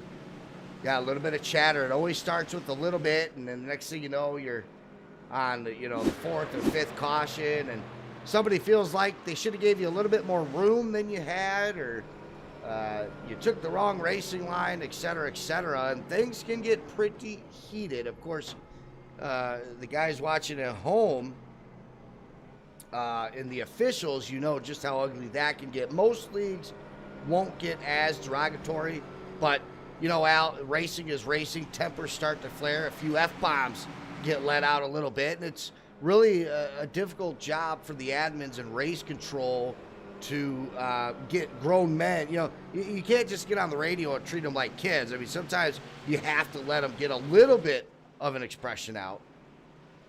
Oh, for sure. And look, we're all pretty friendly, and a lot of these guys are longtime friends. It's, as you say, racing brings out the tempers once in a while. Hey, how about that caution for Skylar Carnes? How happy is he to see that? Yeah, absolutely. As we talked about, he was going to be that first car that was a lap down as he makes his way down pit road right now, but should be able to get that lap back, get back on the lead lap, but he will be starting at the end of the line because of that. He's got Jaden Consterk leaving pit road right now, so we'll see if those guys link up here and really start making their way up towards the front. And because even with Jaden Consterk in the 8, Al, he was a driver that we've seen here in the top 5 here tonight. He's going to be starting this with Skylar, both 16th and 17th. Yeah, for sure. He was running up front. He fell back, and now he's got to fight his way back through a lot of traffic. I was taking a look at Barton's pit stop after that wreck, and the good news for him is he had his fast repair in his back pocket. He used it, and he's back out on the track. Alrighty, and Jacob Klinker, I was a little concerned when he took the green flag on the last restart. I had assumed because of the tire situation that he wasn't going to be able to hold on to that top spot, and he proved me wrong. It's the 5 car. Jacob Klinkert, still your race leader. Michael McCuskey back up to that second spot. We saw him hold that down about 2 cautions ago, but unfortunately kind of rapidly fell through the field. Alex Goff going to be in 3rd. He climbs up 17 spots from his 20th starting position. And Brian Cooper. And Al, I was taking a look at that graphic that you provided me earlier. Brian Cooper, not a whole lot of starts this season, but 80% of his races, he's been able to find a top 10. Yeah, I pointed that out to Brian earlier this week. I really wanted to bring his attention to it because I think he feels that he's not the fastest driver, and I try to remind him that he did have that excellent performances in the races he was in. So super glad to see him on the track tonight, and looking forward to seeing him in more races next season. So good for him. I think you're going to want to really keep an eye on Alex Goff on this restart. I think he's got freshies and he's fast. So let's keep an eye on him. You saw in the graphic I just put up 5 starts for Brian Cooper, 4 top 10 finishes. So certainly a good run for Brian Cooper, and we'll see if maybe next season he puts in a full schedule, because I think if he could, if he allowed himself that, he could be up here fighting for that second spot, or who knows, giving Carnes a run for his money. Yeah, it's great to see some of those season stats up there. I'll let you call the green flag here. So Jacob Klinghardt, familiar with this territory. He took the last green flag restart. He's going to take this one. And my, oh my, you saw the amount of room Michael McCuskey gave the 5 car on that restart. Very generous for Jacob Klinghardt. However, not very generous for Brian Cooper, who was behind him on that restart. You see McCuskey still being able to hold on to that second spot, though, as Alex Goff, who was on the inside, didn't really have the restart that he wanted. Usually in those positions, Al, when the outside car is giving up that much room, they give up that second spot to the guy who was on the inside of the leader. Yeah, that was an odd restart there all around, and we'll see whether or not Goff can start making some tracks, because I still believe he's going to be one of the fastest in the top 5. Yeah, and he's trying to make his way out of the outside and out of turn 2. It looked like almost making contact with that right corner panel of the 22 car, but he was able to check it up high and avoid any of that. And here comes Alex Goff now onto the front stretch, trying to get that inside line, cut off by the 22 of Michael McCuskey. So the 22 car now doing a little bit of defensive driving. I do think Alex Goff is just a hair faster, but he's going to try onto the outside once more. Out of turn 2, out of the backstretch. Can the 00 get the run? They're side by side. No clear just yet. Down into turn 3, and the 00 does, in fact, clear the 22 of Michael McCuskey.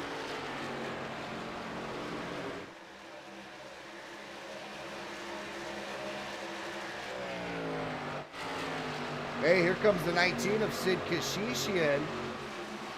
He's kind of had a down night here. He started in 11th, dropped back a little bit, but Al, we see him now back up up to the top 5 for the first time.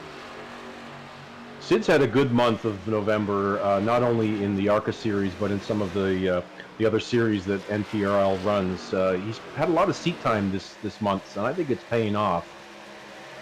Yeah, I really do too. I agree with that. Johnny Brugg back in 6th. Kyle Gretsch back to his 7th starting position, along with Matt Piercini. The 24 car, who started 8th, currently resides there. John Campbell, the 117, up 7 total spots. He's inside the top 10 now for the first time in 9th. And Indiana Hamilton, again, started this race P2. He's led laps here at Charlotte. Unfortunately, though, has gone downhill ever since, climbing his way back into that top 10 spot. New leader. That's your boy, the 00, Alex Goff, being able to make the pass on the outside of Jacob Klinghardt this time around. And front stretch down into turn 3. And Alex Goff is going to officially, whoa, maybe not. He's not going to officially lead a lap here on lap 100, as Alex Goff hits the wall, goes down onto the infield. So a bad break for Alex Goff. What a save, though. What a save, and didn't cause any problems on track. That's fantastic. Yeah, and only drops back down to 5th. Now, that might change here. He's got the 19 of Sid and the 7 of Kyle Gretsch now sandwiching him in there. But, yeah, it could have been a lot worse, not only for Alex Goff, but for the rest of the field. Now, they're all wadded up going into 1, so this will be cool to watch. That's Matt Piercini on the inside, Kyle Gretsch in front of him, Alex Goff on the outside.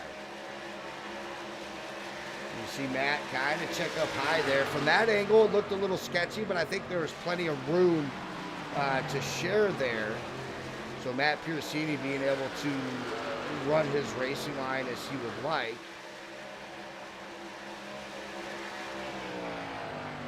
Another driver who's had a really good November, I'd say, is the 7 car of Kyle Gretsch. Yeah, he's been fast out of the gate. Hasn't, again, always had the results, but he's going to be a top driver season in and season out, no doubt. Johnny Bruggs in 4th. He's got Brian Cooper in front of him in the 96. You see the hood of his car saying goodbye to the ARCA cars is Brian Cooper. You see there on the hood. Of course, last week we had talked about Sunday nights transferring over to the Xfinity Series and the possibility of there still being an ARCA Series, but it's going to be ran on a different night. So if the only availability was Sunday nights for Brian Cooper, that's why he has the big old goodbye ARCA Series on the hood of his car. There's Goff in a little trouble again. I was poking fun with you there, Brandon, this week about it being the worst kept secret about the ARCA Series next season, but I'll go on the record, and we are going to be running ARCA again next season. In season 21, it'll be on Monday nights with Xfinity on Sunday nights. We'll also be running a 87 Legends Championship season in season 21. That's going to be on Tuesday nights, and we do have a non-points series for the Craftsman trucks. We run those on Thursday nights. So we've got a really great looking season lineup for season 21 starting in January. And I, for one, am super excited, not only for Xfinity, but that ARCA is continuing. And we have had a tremendous starting season with the 87 Legends. And we're going to turn that into a championship point season next year. So that's going to be fantastic. Yeah, the 87 is always a good time. Brought to the service here not too long ago. Of course, Dale Earnhardt Jr. having a lot to do with that implementation, and now they're going to be introducing a third 87 Legends here shortly, bringing the Buick to iRacing. But picking back up here on the track here, Alex Golf. I don't know what happened with him, but he had a really, really bad 3 laps. He was up onto the wall, down onto the infield a couple of times within the last couple of laps. So not too sure what happened with the 00, but unfortunately, Al, he's dropped all the way back to 16th. That's a tough break for Alex. I think he was probably getting, thinking about the lead there on that run, and may have been overdriving the car. I can't say, but you're right. He had a couple of rough laps, hit the wall a couple of times, almost lost it there as we saw on screen. So, he's back into 16th now, just probably trying to get his blood pressure back down. Lap 107 of 166 here in the Norm Morris Memorial. Johnny Bruggs back up front. It's been a little bit, been a while for him since he's been up into that clean air. Kyle Gretsch on the inside of Michael McCuskey. That's the race for second. Down the backstretch right now. And Kyle does get the clear on the 22. Checks up high as he does that, though. The 22 immediately down to the blue line. Might have been looking for a run there, but there was not a run there to have. In fact, he's off track, I think, coming down pit road. Yes, he is. So that's going to open up for Matt Piercini, John Campbell, and Ileana Hamilton to all gain a spot.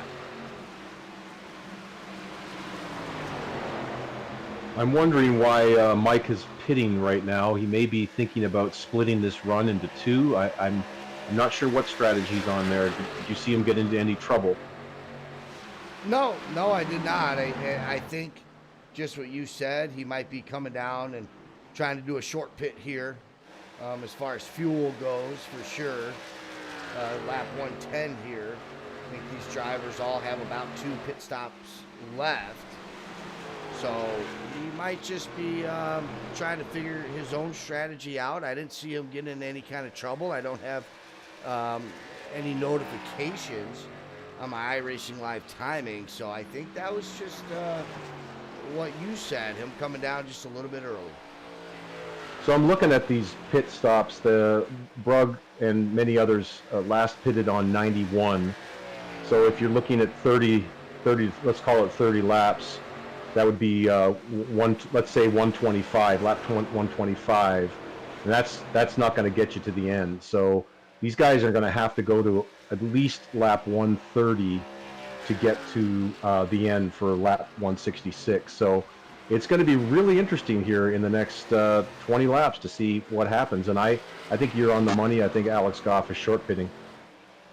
Yeah, and there is a look at the pit stop strategy so far here tonight and what laps these drivers have came down pit road. You see Brugg lap 34, then lap 42, lap 77, and lap 90. You see a handful of drivers up here in the top 8 that came down under that first caution on lap 3. But really, Al, didn't really play to advantage for them as on lap 34 we had that caution. Yeah, the cautions will screw up your strategy every time, but some of these guys, I think they're going to be good with one more stop. I would not be surprised if you saw at least a few of these drivers be able to do this on one more stop.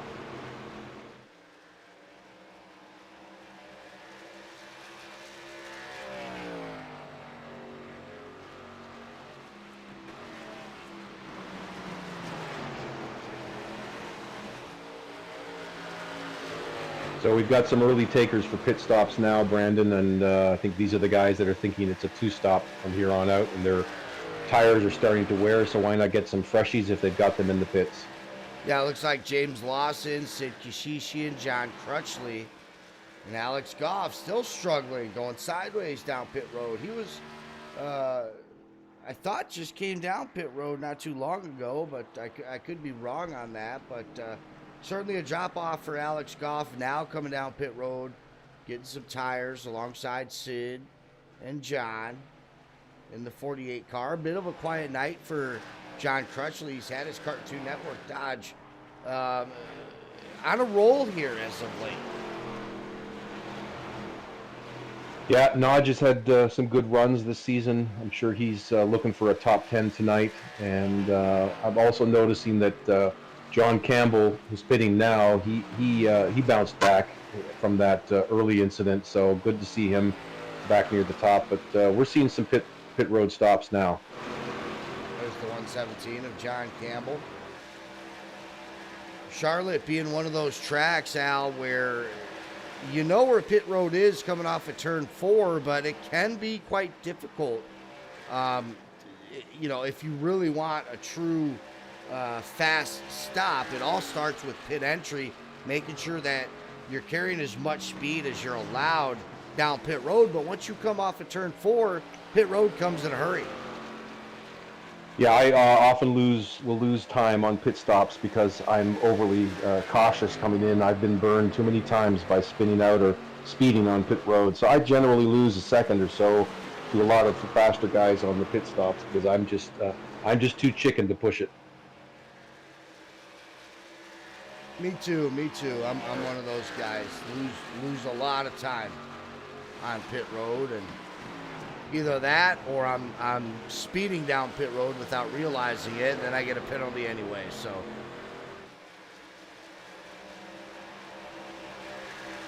back up front, the 24, Matt Piracini on a little bit of a run now. He's made it to the back bumper of Kyle Gretsch, and this would be for second place.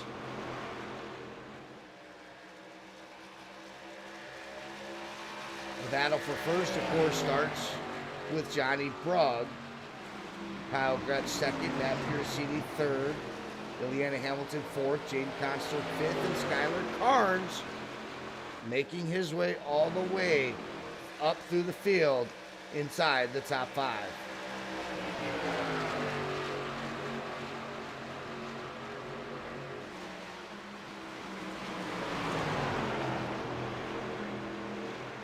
And you know, Al, we came off that last caution and wondering if Skylar and the 8 car were going to work together through this field, and that's exactly what they've been able to do. Not only Skylar up into the top 5, but he has brought the 8 car of Jaden Consterk along with him. Yeah, those guys team up often, both in NTRL and I think in some other league racing, so not surprised to see them running together. I'm not sure side by side is the fastest strategy, but Hey, teammates do what teammates do. Let's keep an eye and see if we got anybody stretching this run. I'm still hopeful there's somebody or a few drivers here who are going to try to stretch this, maybe as far as lap 130. We'll see.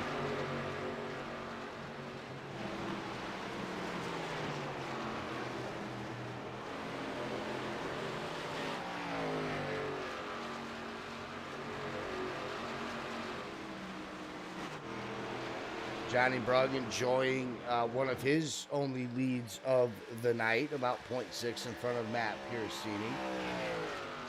These top guys sort of getting spread out there with Brugg, Piercini. Kyle Gretsch still has Piercini in reach, but there's about a 0.7 gap between them. Ileana Hamilton with about the same amount of distance back there. And then, of course, Skylar Carnes is 1.6 seconds off Hamilton. So these leaders within the top 5, certainly a little bit spread out here on lap 122. And right now it looks like we only have 9 cars on the lead lap. Yeah, we've got guys trying to stretch this run, and this is a very dangerous time on the track when you've got a mix of cars with fresh tires and cars who are barely able to hang on to a line because their tires are so worn out. So we'll see if this results in any wrecks or any incidents, but this is a real dangerous time on the track.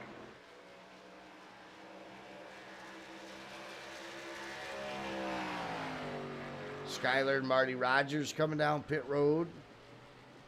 Jaden, though, Constrick in the 8 car, who was working with Skyler Carnes, deciding to stay out. And now I wonder if Skyler came down on his own because he was tired of battling that 8 car. And he might have just thought to himself, hey, I'm not going to race side by side and continue to lose time. I might as well come down pit road.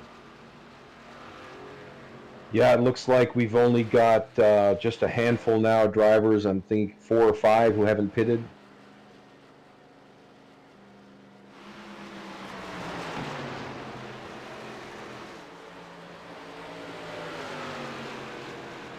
Jacob Klinkart, Matt Piercini side by side as Johnny Brugg makes his way down pit road. So here we go with a handful of leaders now on lap 125 coming down under green.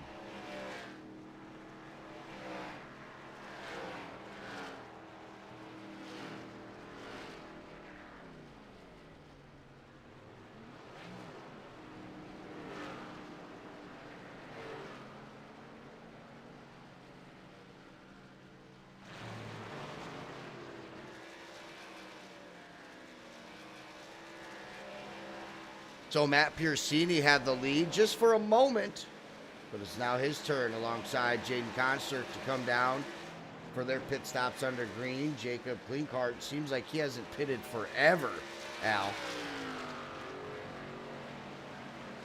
Yeah, I looks like has he pitted now? As I'm looking for my updated scoring, he may have pitted.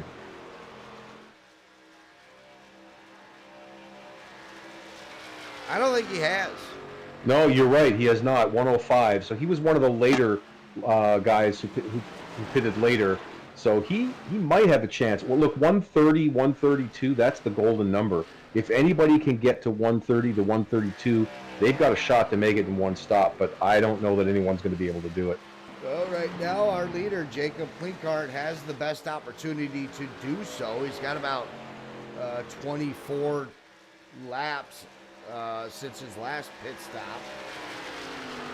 We'll see if he's able to stretch it another 5 laps or so. If he can do that, as my partner Al just said, that is going to be huge implications for how far he can go, and maybe saving for a couple of laps, saving a little bit of fuel, being able to make it to the checkered flag while everybody else has to come down at least one more time.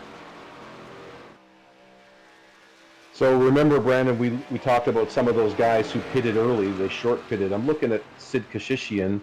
He's I think he's currently scored in 3rd place. He last pitted on 114. So he's only going to have to stop one more time, and he's in the top 5.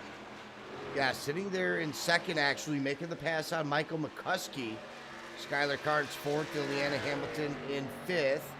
John Campbell in the 117, back up there in sixth with Johnny Brugg behind him in seventh. Matt Piercini currently sitting in eighth, but the 19 of Sid Kashishian quietly has made his way up to the front of this field and has quietly put himself in some really good position to take home at least a podium here. Yeah, this is really, I don't want to keep talking about fuel strategy endlessly, but this has really turned out to be an exciting race from that standpoint. I mean, we've got guys who, they have a chance here of lapping the field if they only have to stop the one more time. Of course, as we say that, the 47 car of Skylar Carnes has made his way up to third. This is the highest that he's been here tonight. He qualified in ninth. Got himself into a little bit of early race troubles, found himself way back around 20th there for a little while. In fact, found himself off the lead lap at one point in the race. Very uncharacteristic of the 47 car. And now here he goes on the inside of Sid Kashishian. That's for second, about 2 1/4 behind Jacob Klinker.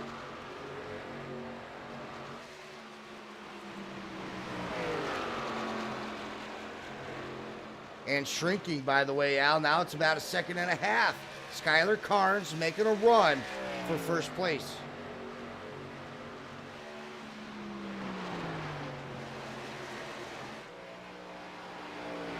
Well, that's a heck of a rebound, right, from being a lap down. Yeah.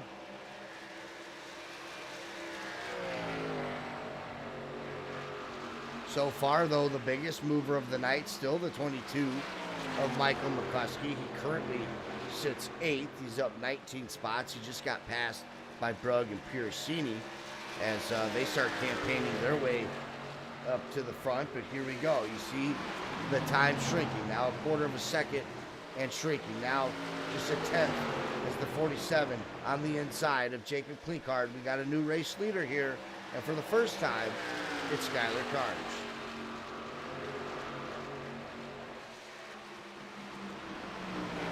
Only took 133 laps to do it this time. He's just making it exciting for the fans at home.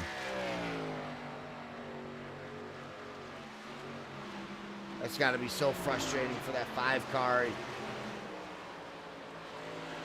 But I will say this, Al, he has made it, the 5 of Jacob Klinkard, that 132 that we were looking at, see if he was going to make it there. He's well over the 132.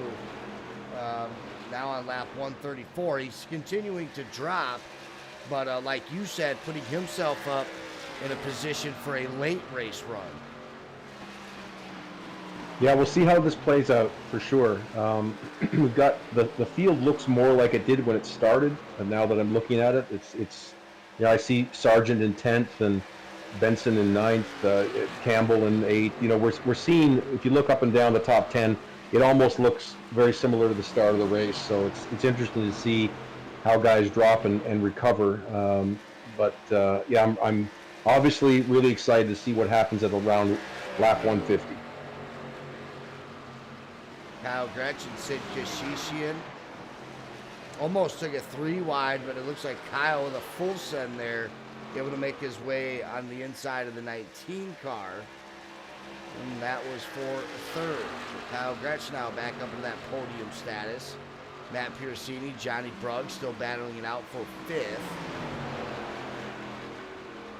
And we got 30 laps to go. If this stays green, this is going to get very, very interesting. And there is Klinkard Al now finally on lap 136 for what we believe is going to be his last pit stop.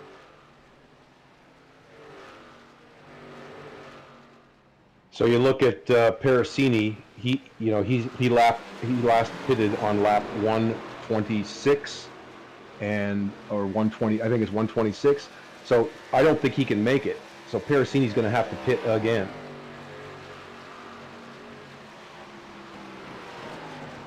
Yeah, and I think a handful of drivers are going to have to do the same. Come down pit road and get a splash of gas.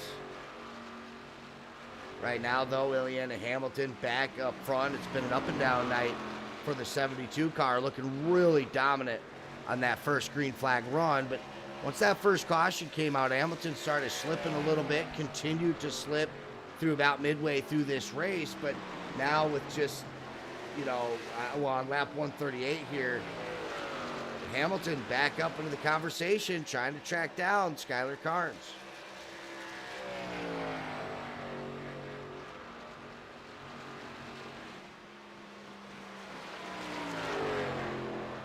Only 14 cars on the lead lap. That ends back in with the 8 spot, or with the 8 car of Jaden Conster, being the last car on lead lap. John Barton in 15th. We saw him in a little bit of trouble. Jacob Klekart, of course, he went a lap down, but only because he just finished his green flag pit stop. So what started out as a 28 car field, getting shrunk down here a little bit as far as the lead lap goes, which is only half the field on the lead lap. Of course, that'll start cycling throughout once these drivers that are in the top spots come down pit road.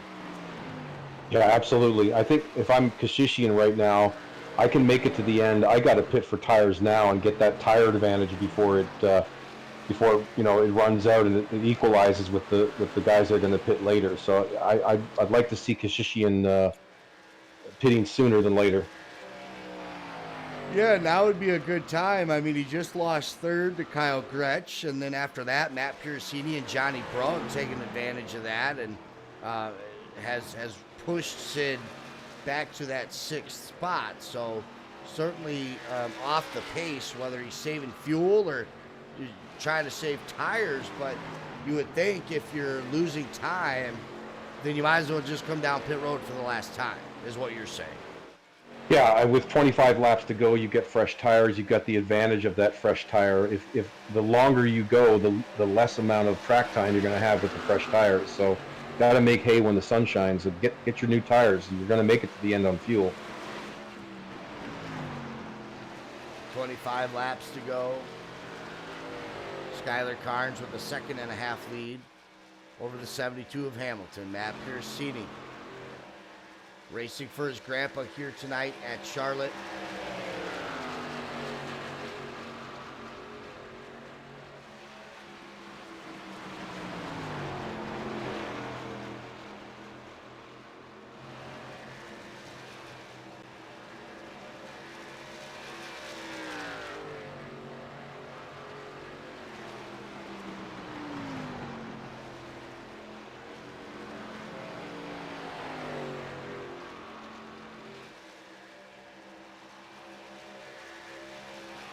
So here comes Skylar Carnes for his pit stop.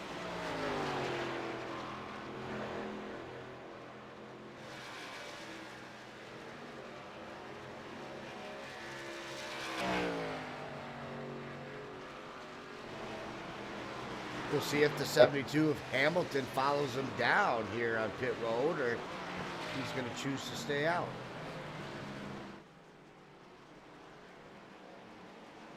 And you know what? Carnes coming down right there on the tail end with his teammate Jaden Constert. Now, Jaden's all the way back in 14th, but he's going to be able to help his teammate out, Skylar Carnes. Al, we saw those guys really work their way through the field and got Skylar back up front. Yeah, it's a large pack of cars pitting now, and all of these guys obviously can make it to the end, and they're going to have their fresh tires earlier than some of the others, and we'll see how it goes. But it's starting to look more and more like Carnes is going to be in the place he wants to be. Yeah, about 5 or 6 cars there with Skylar leading them off. Kyle Gretsch was second, followed by Constert, and Matt Piercini was that last car off pit road, and here comes a bunch more. Johnny Brugg's currently your race leader. Gary Sargent second. but both those drivers having to come down pit road at least one more time.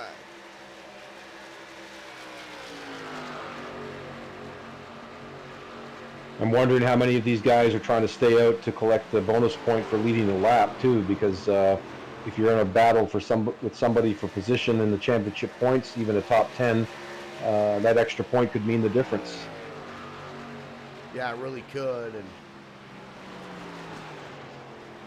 it's just nice to go back through the leagues, and after a long season like what we've had here, being able to see your name in the top 10, not a whole, it's just all about pride and accomplishment and things like that. To be able to get into a league like this and to be able to perform well throughout a pretty grueling schedule here. I mean, we've had 2 to 3 road course races here. We've had super speedway racing. We've had short track racing. So to be able to come out with a top 10 overall, even a top 12, I think would make a lot of drivers happy. Absolutely. Everybody likes to finish as high as they can in the championship points and look at something to improve upon season over season. I myself finished second in the championship points 3 consecutive seasons in NTRL, and let me tell you, that doesn't keep me up at night. But I will say that next season it's going to be even more interesting, because with the Xfinity series kicking off in season 21, there is going to be a cut line where guys will be relegated and not able to race the following season if they don't meet that cut line. So I think it's good to always be struggling and always be working to improve your position in the championship points. Yeah, and working on your craft and making sure that you're putting yourself in the best position to race the series that you want to race. So interesting news there coming out of No Tone Racing League, introducing that with the Xfinities, and I would assume getting pushed down to either the Arcas or the trucks after that. But I'm sure a lot will go into that decision, right? I mean, if you're not the fastest, but you're a clean racer, you're respectable, and you can at least keep race pace every week, you're probably good to go. Yeah, I mean, the goal here is to have everybody racing together, but with the growing league, you have to put caps on who can race simply because of numbers. But yeah, I think there's a lot of discussion, and we're real careful about these decisions, because any big change to the league is significant to these guys. So I don't think anyone has anything to worry about.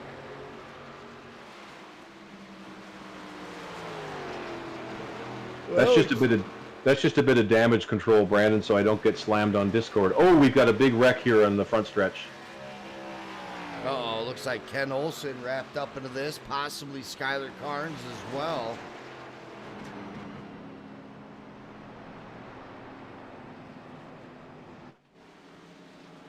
'51 of Ken Olsen. Let's go ahead and take a look.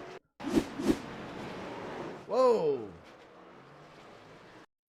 Just getting steamrolled by the 47.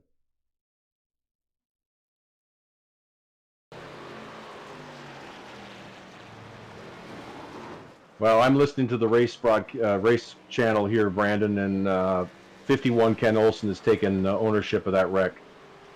Well, and he's got no choice. As we look at the replay there, he had certainly slowed up. Looked like maybe he wanted to come down pit road and saw the 47 coming up pretty quick. Now, the 47 thought that he was going to stay down on the bottom. He is in the 51 car. So Skylar then decided to move up out of the track, but the 51 thought Skylar was going to stay on the bottom. So they both moved up together, and you see the 47 getting into the back of the 51 there.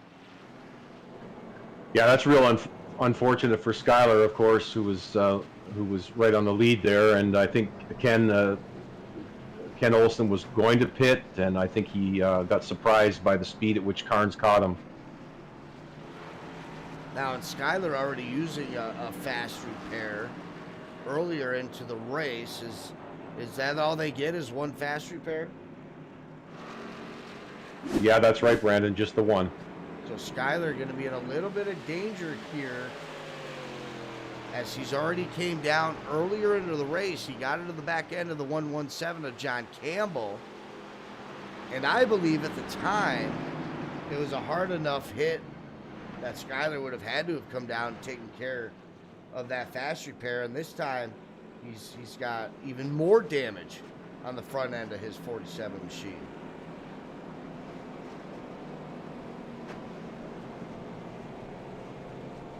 Yeah, it looks to me like he's just foregone the repairs. He's going to have to, well, he's going to have to take a look at his car on pit road. We'll keep an eye on it.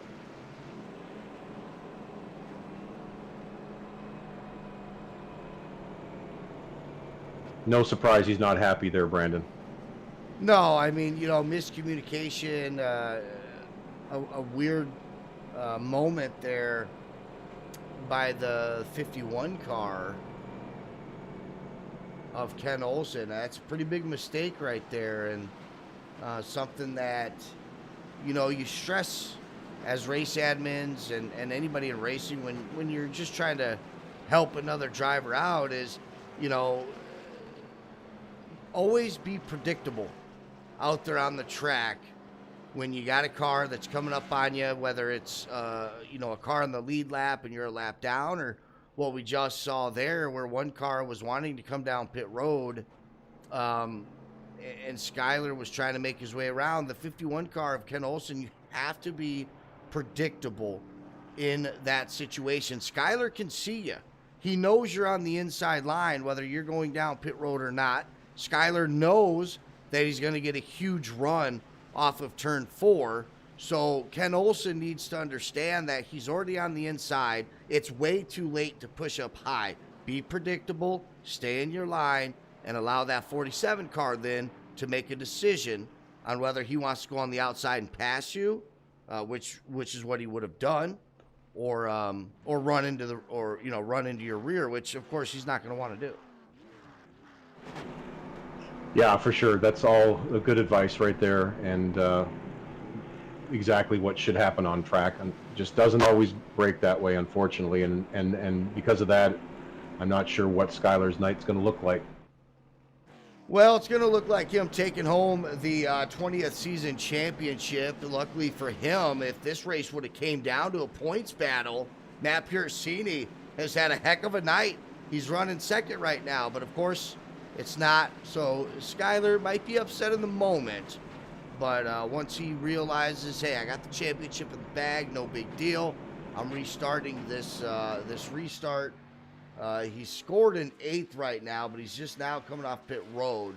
We'll have to see where he ends up. But he'll be fine with it, and it'll be a learning moment for Ken Olsen, I'm sure. Back up front, though, it's Matt Piercini in the 24 and Kyle Gretsch on the inside, going to be starting P1 on this restart. I see race controls extended this caution period for an extra lap, and so we won't be going green this time around. Hey, look, Piercini in second place. This is he sponsored the race in memory of his grandfather. There's got to be people out there right now seeing him in second, pulling for a win. Yeah, he's got a shot to do it. We'll see if the 24 car can pull it off. You see Jacob Klinkart back up into the mix, though. He's had a very fast car here tonight. Gary Sargent in 4th. Johnny Brugg still hanging around in 5th. And, you know, we've reached that point of the race right now where Johnny might be able to save some laps for a short, or save tires for a short amount of laps, but he's really going to have to start cooking here, Al. Yeah, well, Brugg actually pitted later than Gretsch or Piercini. He's got almost 10-lap newer tires, and Gary Sargent does have 10-lap tires newer. So I think Sargent and Brugg are definitely going to be putting the pressure on the top 3. All righty, here we go. We're going to extend, like Al said, so we're going to go one more lap around. Trying to get these cars in the correct position, making sure we have a clean restart here with no mistakes and no complaints. We'll get back to green flag racing here in a moment. with Kyle Gretsch as your race leader.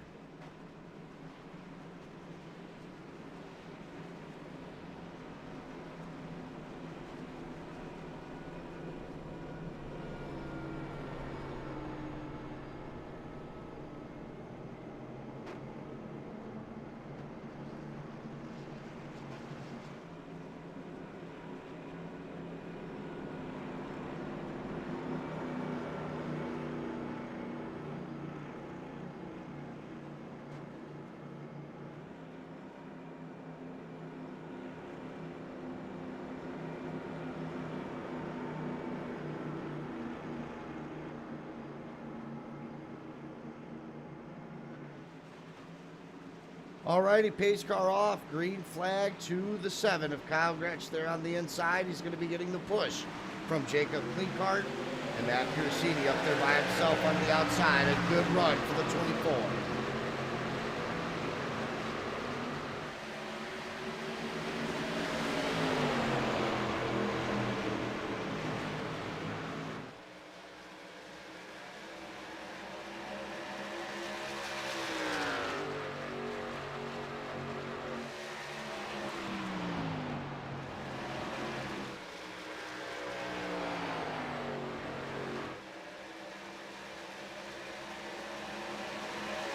I see Brugge up in third. He's pushing, and Skylar Carnes scored in 6th right now.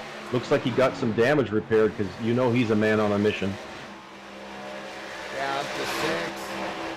Skylar Carnes trying to have a good, strong finish to the season. Here comes Matt Piercini on the inside of Kyle Gretsch down to turn 3. Oh, and we got another caution, unfortunately. Jason Benson involved. Just got out of the outside quarter panel of the 42 car. 27 involved as well, Marty Rogers. So as soon as we're about to pick up some action here, we're going to slow it down a little bit. I think scoring-wise, Kyle Gretsch still has the lead on this restart.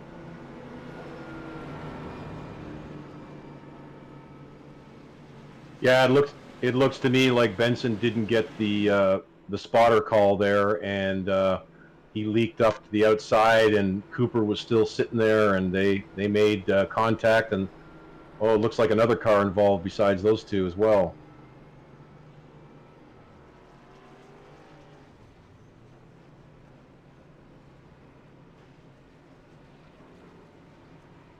Yeah, that's the 27 of Marty Rogers also involved in that wreck.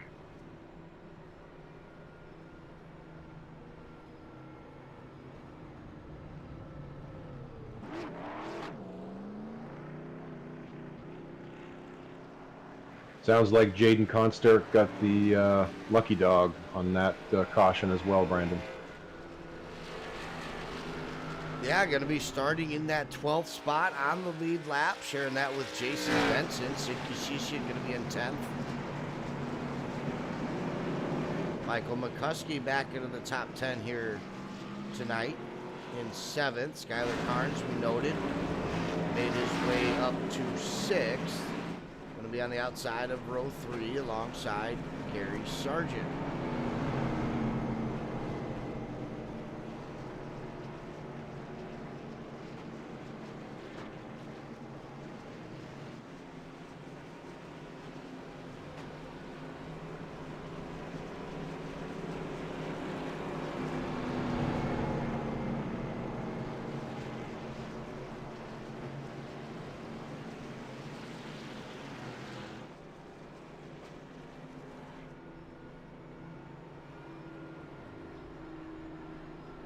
So looking at the pit stops, Brandon, it appears that Skylar, Gary, Sargent, and Johnny Brugge may have the advantage on tires. Sargent and Carnes both have 10-lap fresher tires than Kyle and Piercini. I think we're probably going to see Brugge and Carnes near the front before this thing's over. Alrighty. No unfamiliar territory there. We're going to get these guys side by side. I'm going to take a quick 20-second break here, up here into the booth. We'll be back for some green flag racing.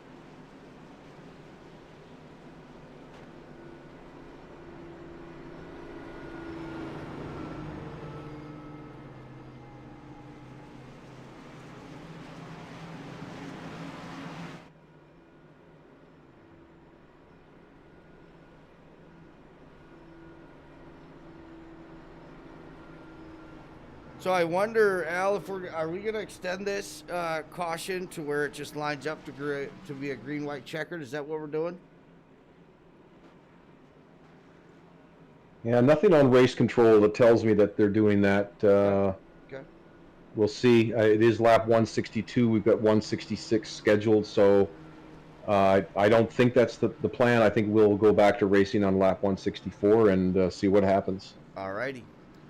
And of course, you guys hear me say this before, the infamous words, cautions breed cautions. And Al, this late into the race, these guys really fighting for position here. It's been pretty clean up to this point, minus a couple of incidences here and there.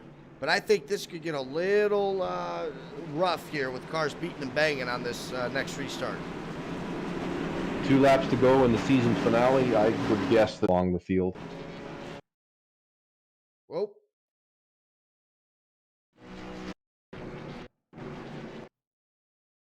Battling some weather issues here. Hopefully it'll pass through here, guys. Stay patient with me.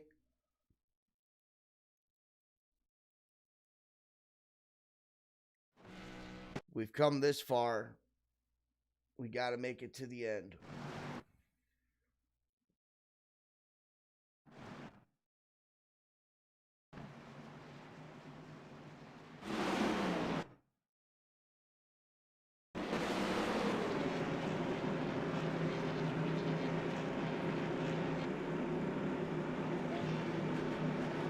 Alrighty, pace car is off. We'll take the top side view on this restart here. And Kyle, that's going to be a huge mistake by Matt Pirosini there.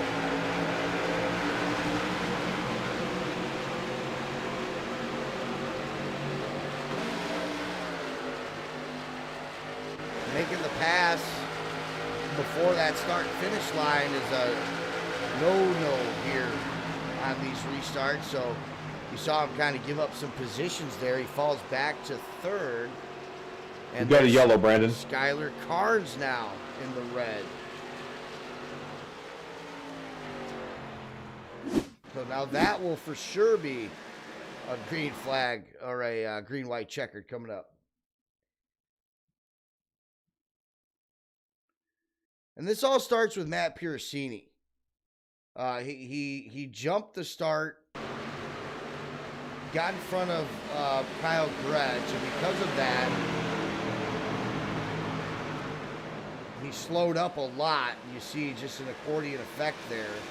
Not saying that's, you know, that's Matt Pirosini's fault that the 47 got into the back of the 5, but it was just a slow start for that outside line.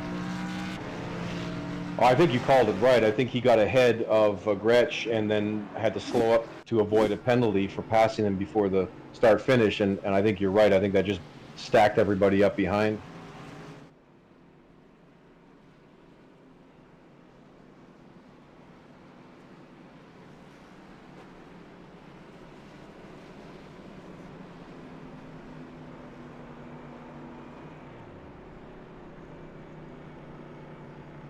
So, Brandon, we've run into a potential problem here with the race. I wanted to make the viewers aware of. This race was scheduled for a total of 2 hours, and we're at the 1:59 plus mark. Yeah, that could be a little bit of a big issue there. So there's a chance here. I see race control is shortened the caution to try to get them back under green for a green-white checker finish, but there's a really good chance here that we're going to get a white flag coming across the start-finish line, which will freeze the field. And that'll score Kyle Gretsch the win here tonight, with Johnny Brugg in second, Matt Piercini third, Gary Sarge fourth, Michael McCuskey fifth, and a season worst 15th for Skylar Carnes. Well, we'll see what happens here. I don't think they're going to get to the start-finish line before the 2-hour mark, and I don't know what iRacing will do here. I think it may throw a white flag.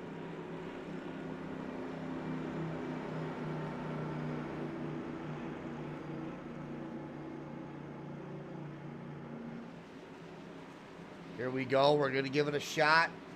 Let's see if it does go straight to that white flag.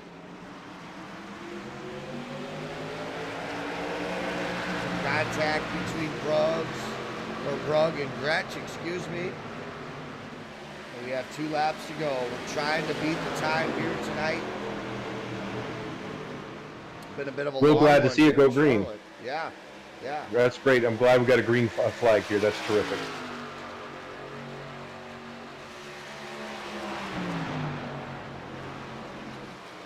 Whoa, some contact between Gretsch and Brugg, and that's going to send Brugg up the track.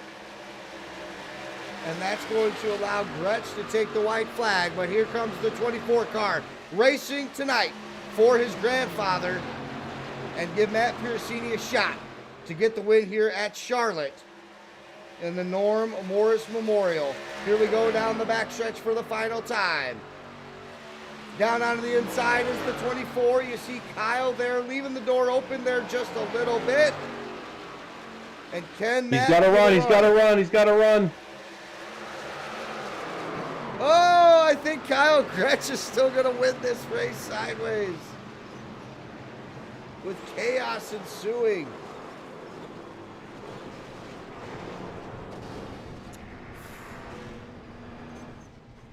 And a heck of a finish there. You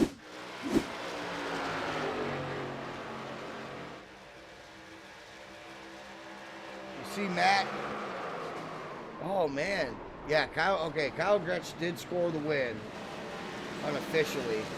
Matt doing everything in his power to get the win.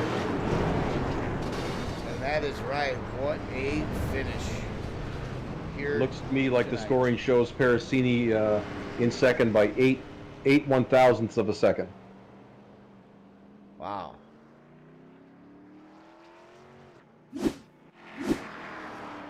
So Kyle Gretsch gonna win the season finale here at Charlotte. You see the unofficial results there, and what a way to finish the season. Al, we're gonna have to cut it short here in the booth. Going the time limit there has really cut my time limit myself.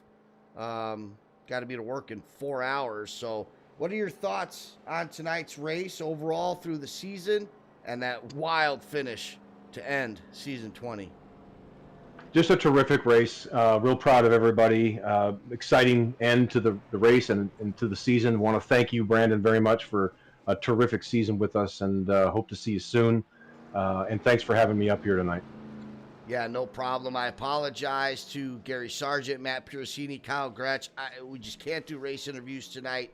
That's going to do it. 2-hour session late Sunday night here. But who knows, maybe one of our special events, maybe we can broadcast. We'll get those guys up here and get their thoughts on what was a great finish here tonight. That's going to wrap up the coverage here. No Toad Racing League ending their 20th season. For Al Corey, I'm Brandon Robinson for Faded TV. We appreciate you guys. We'll pick back up coverage full time in 2022 with the Xfinity cars here on Sunday night. As always, take care of yourself. Take care of each other.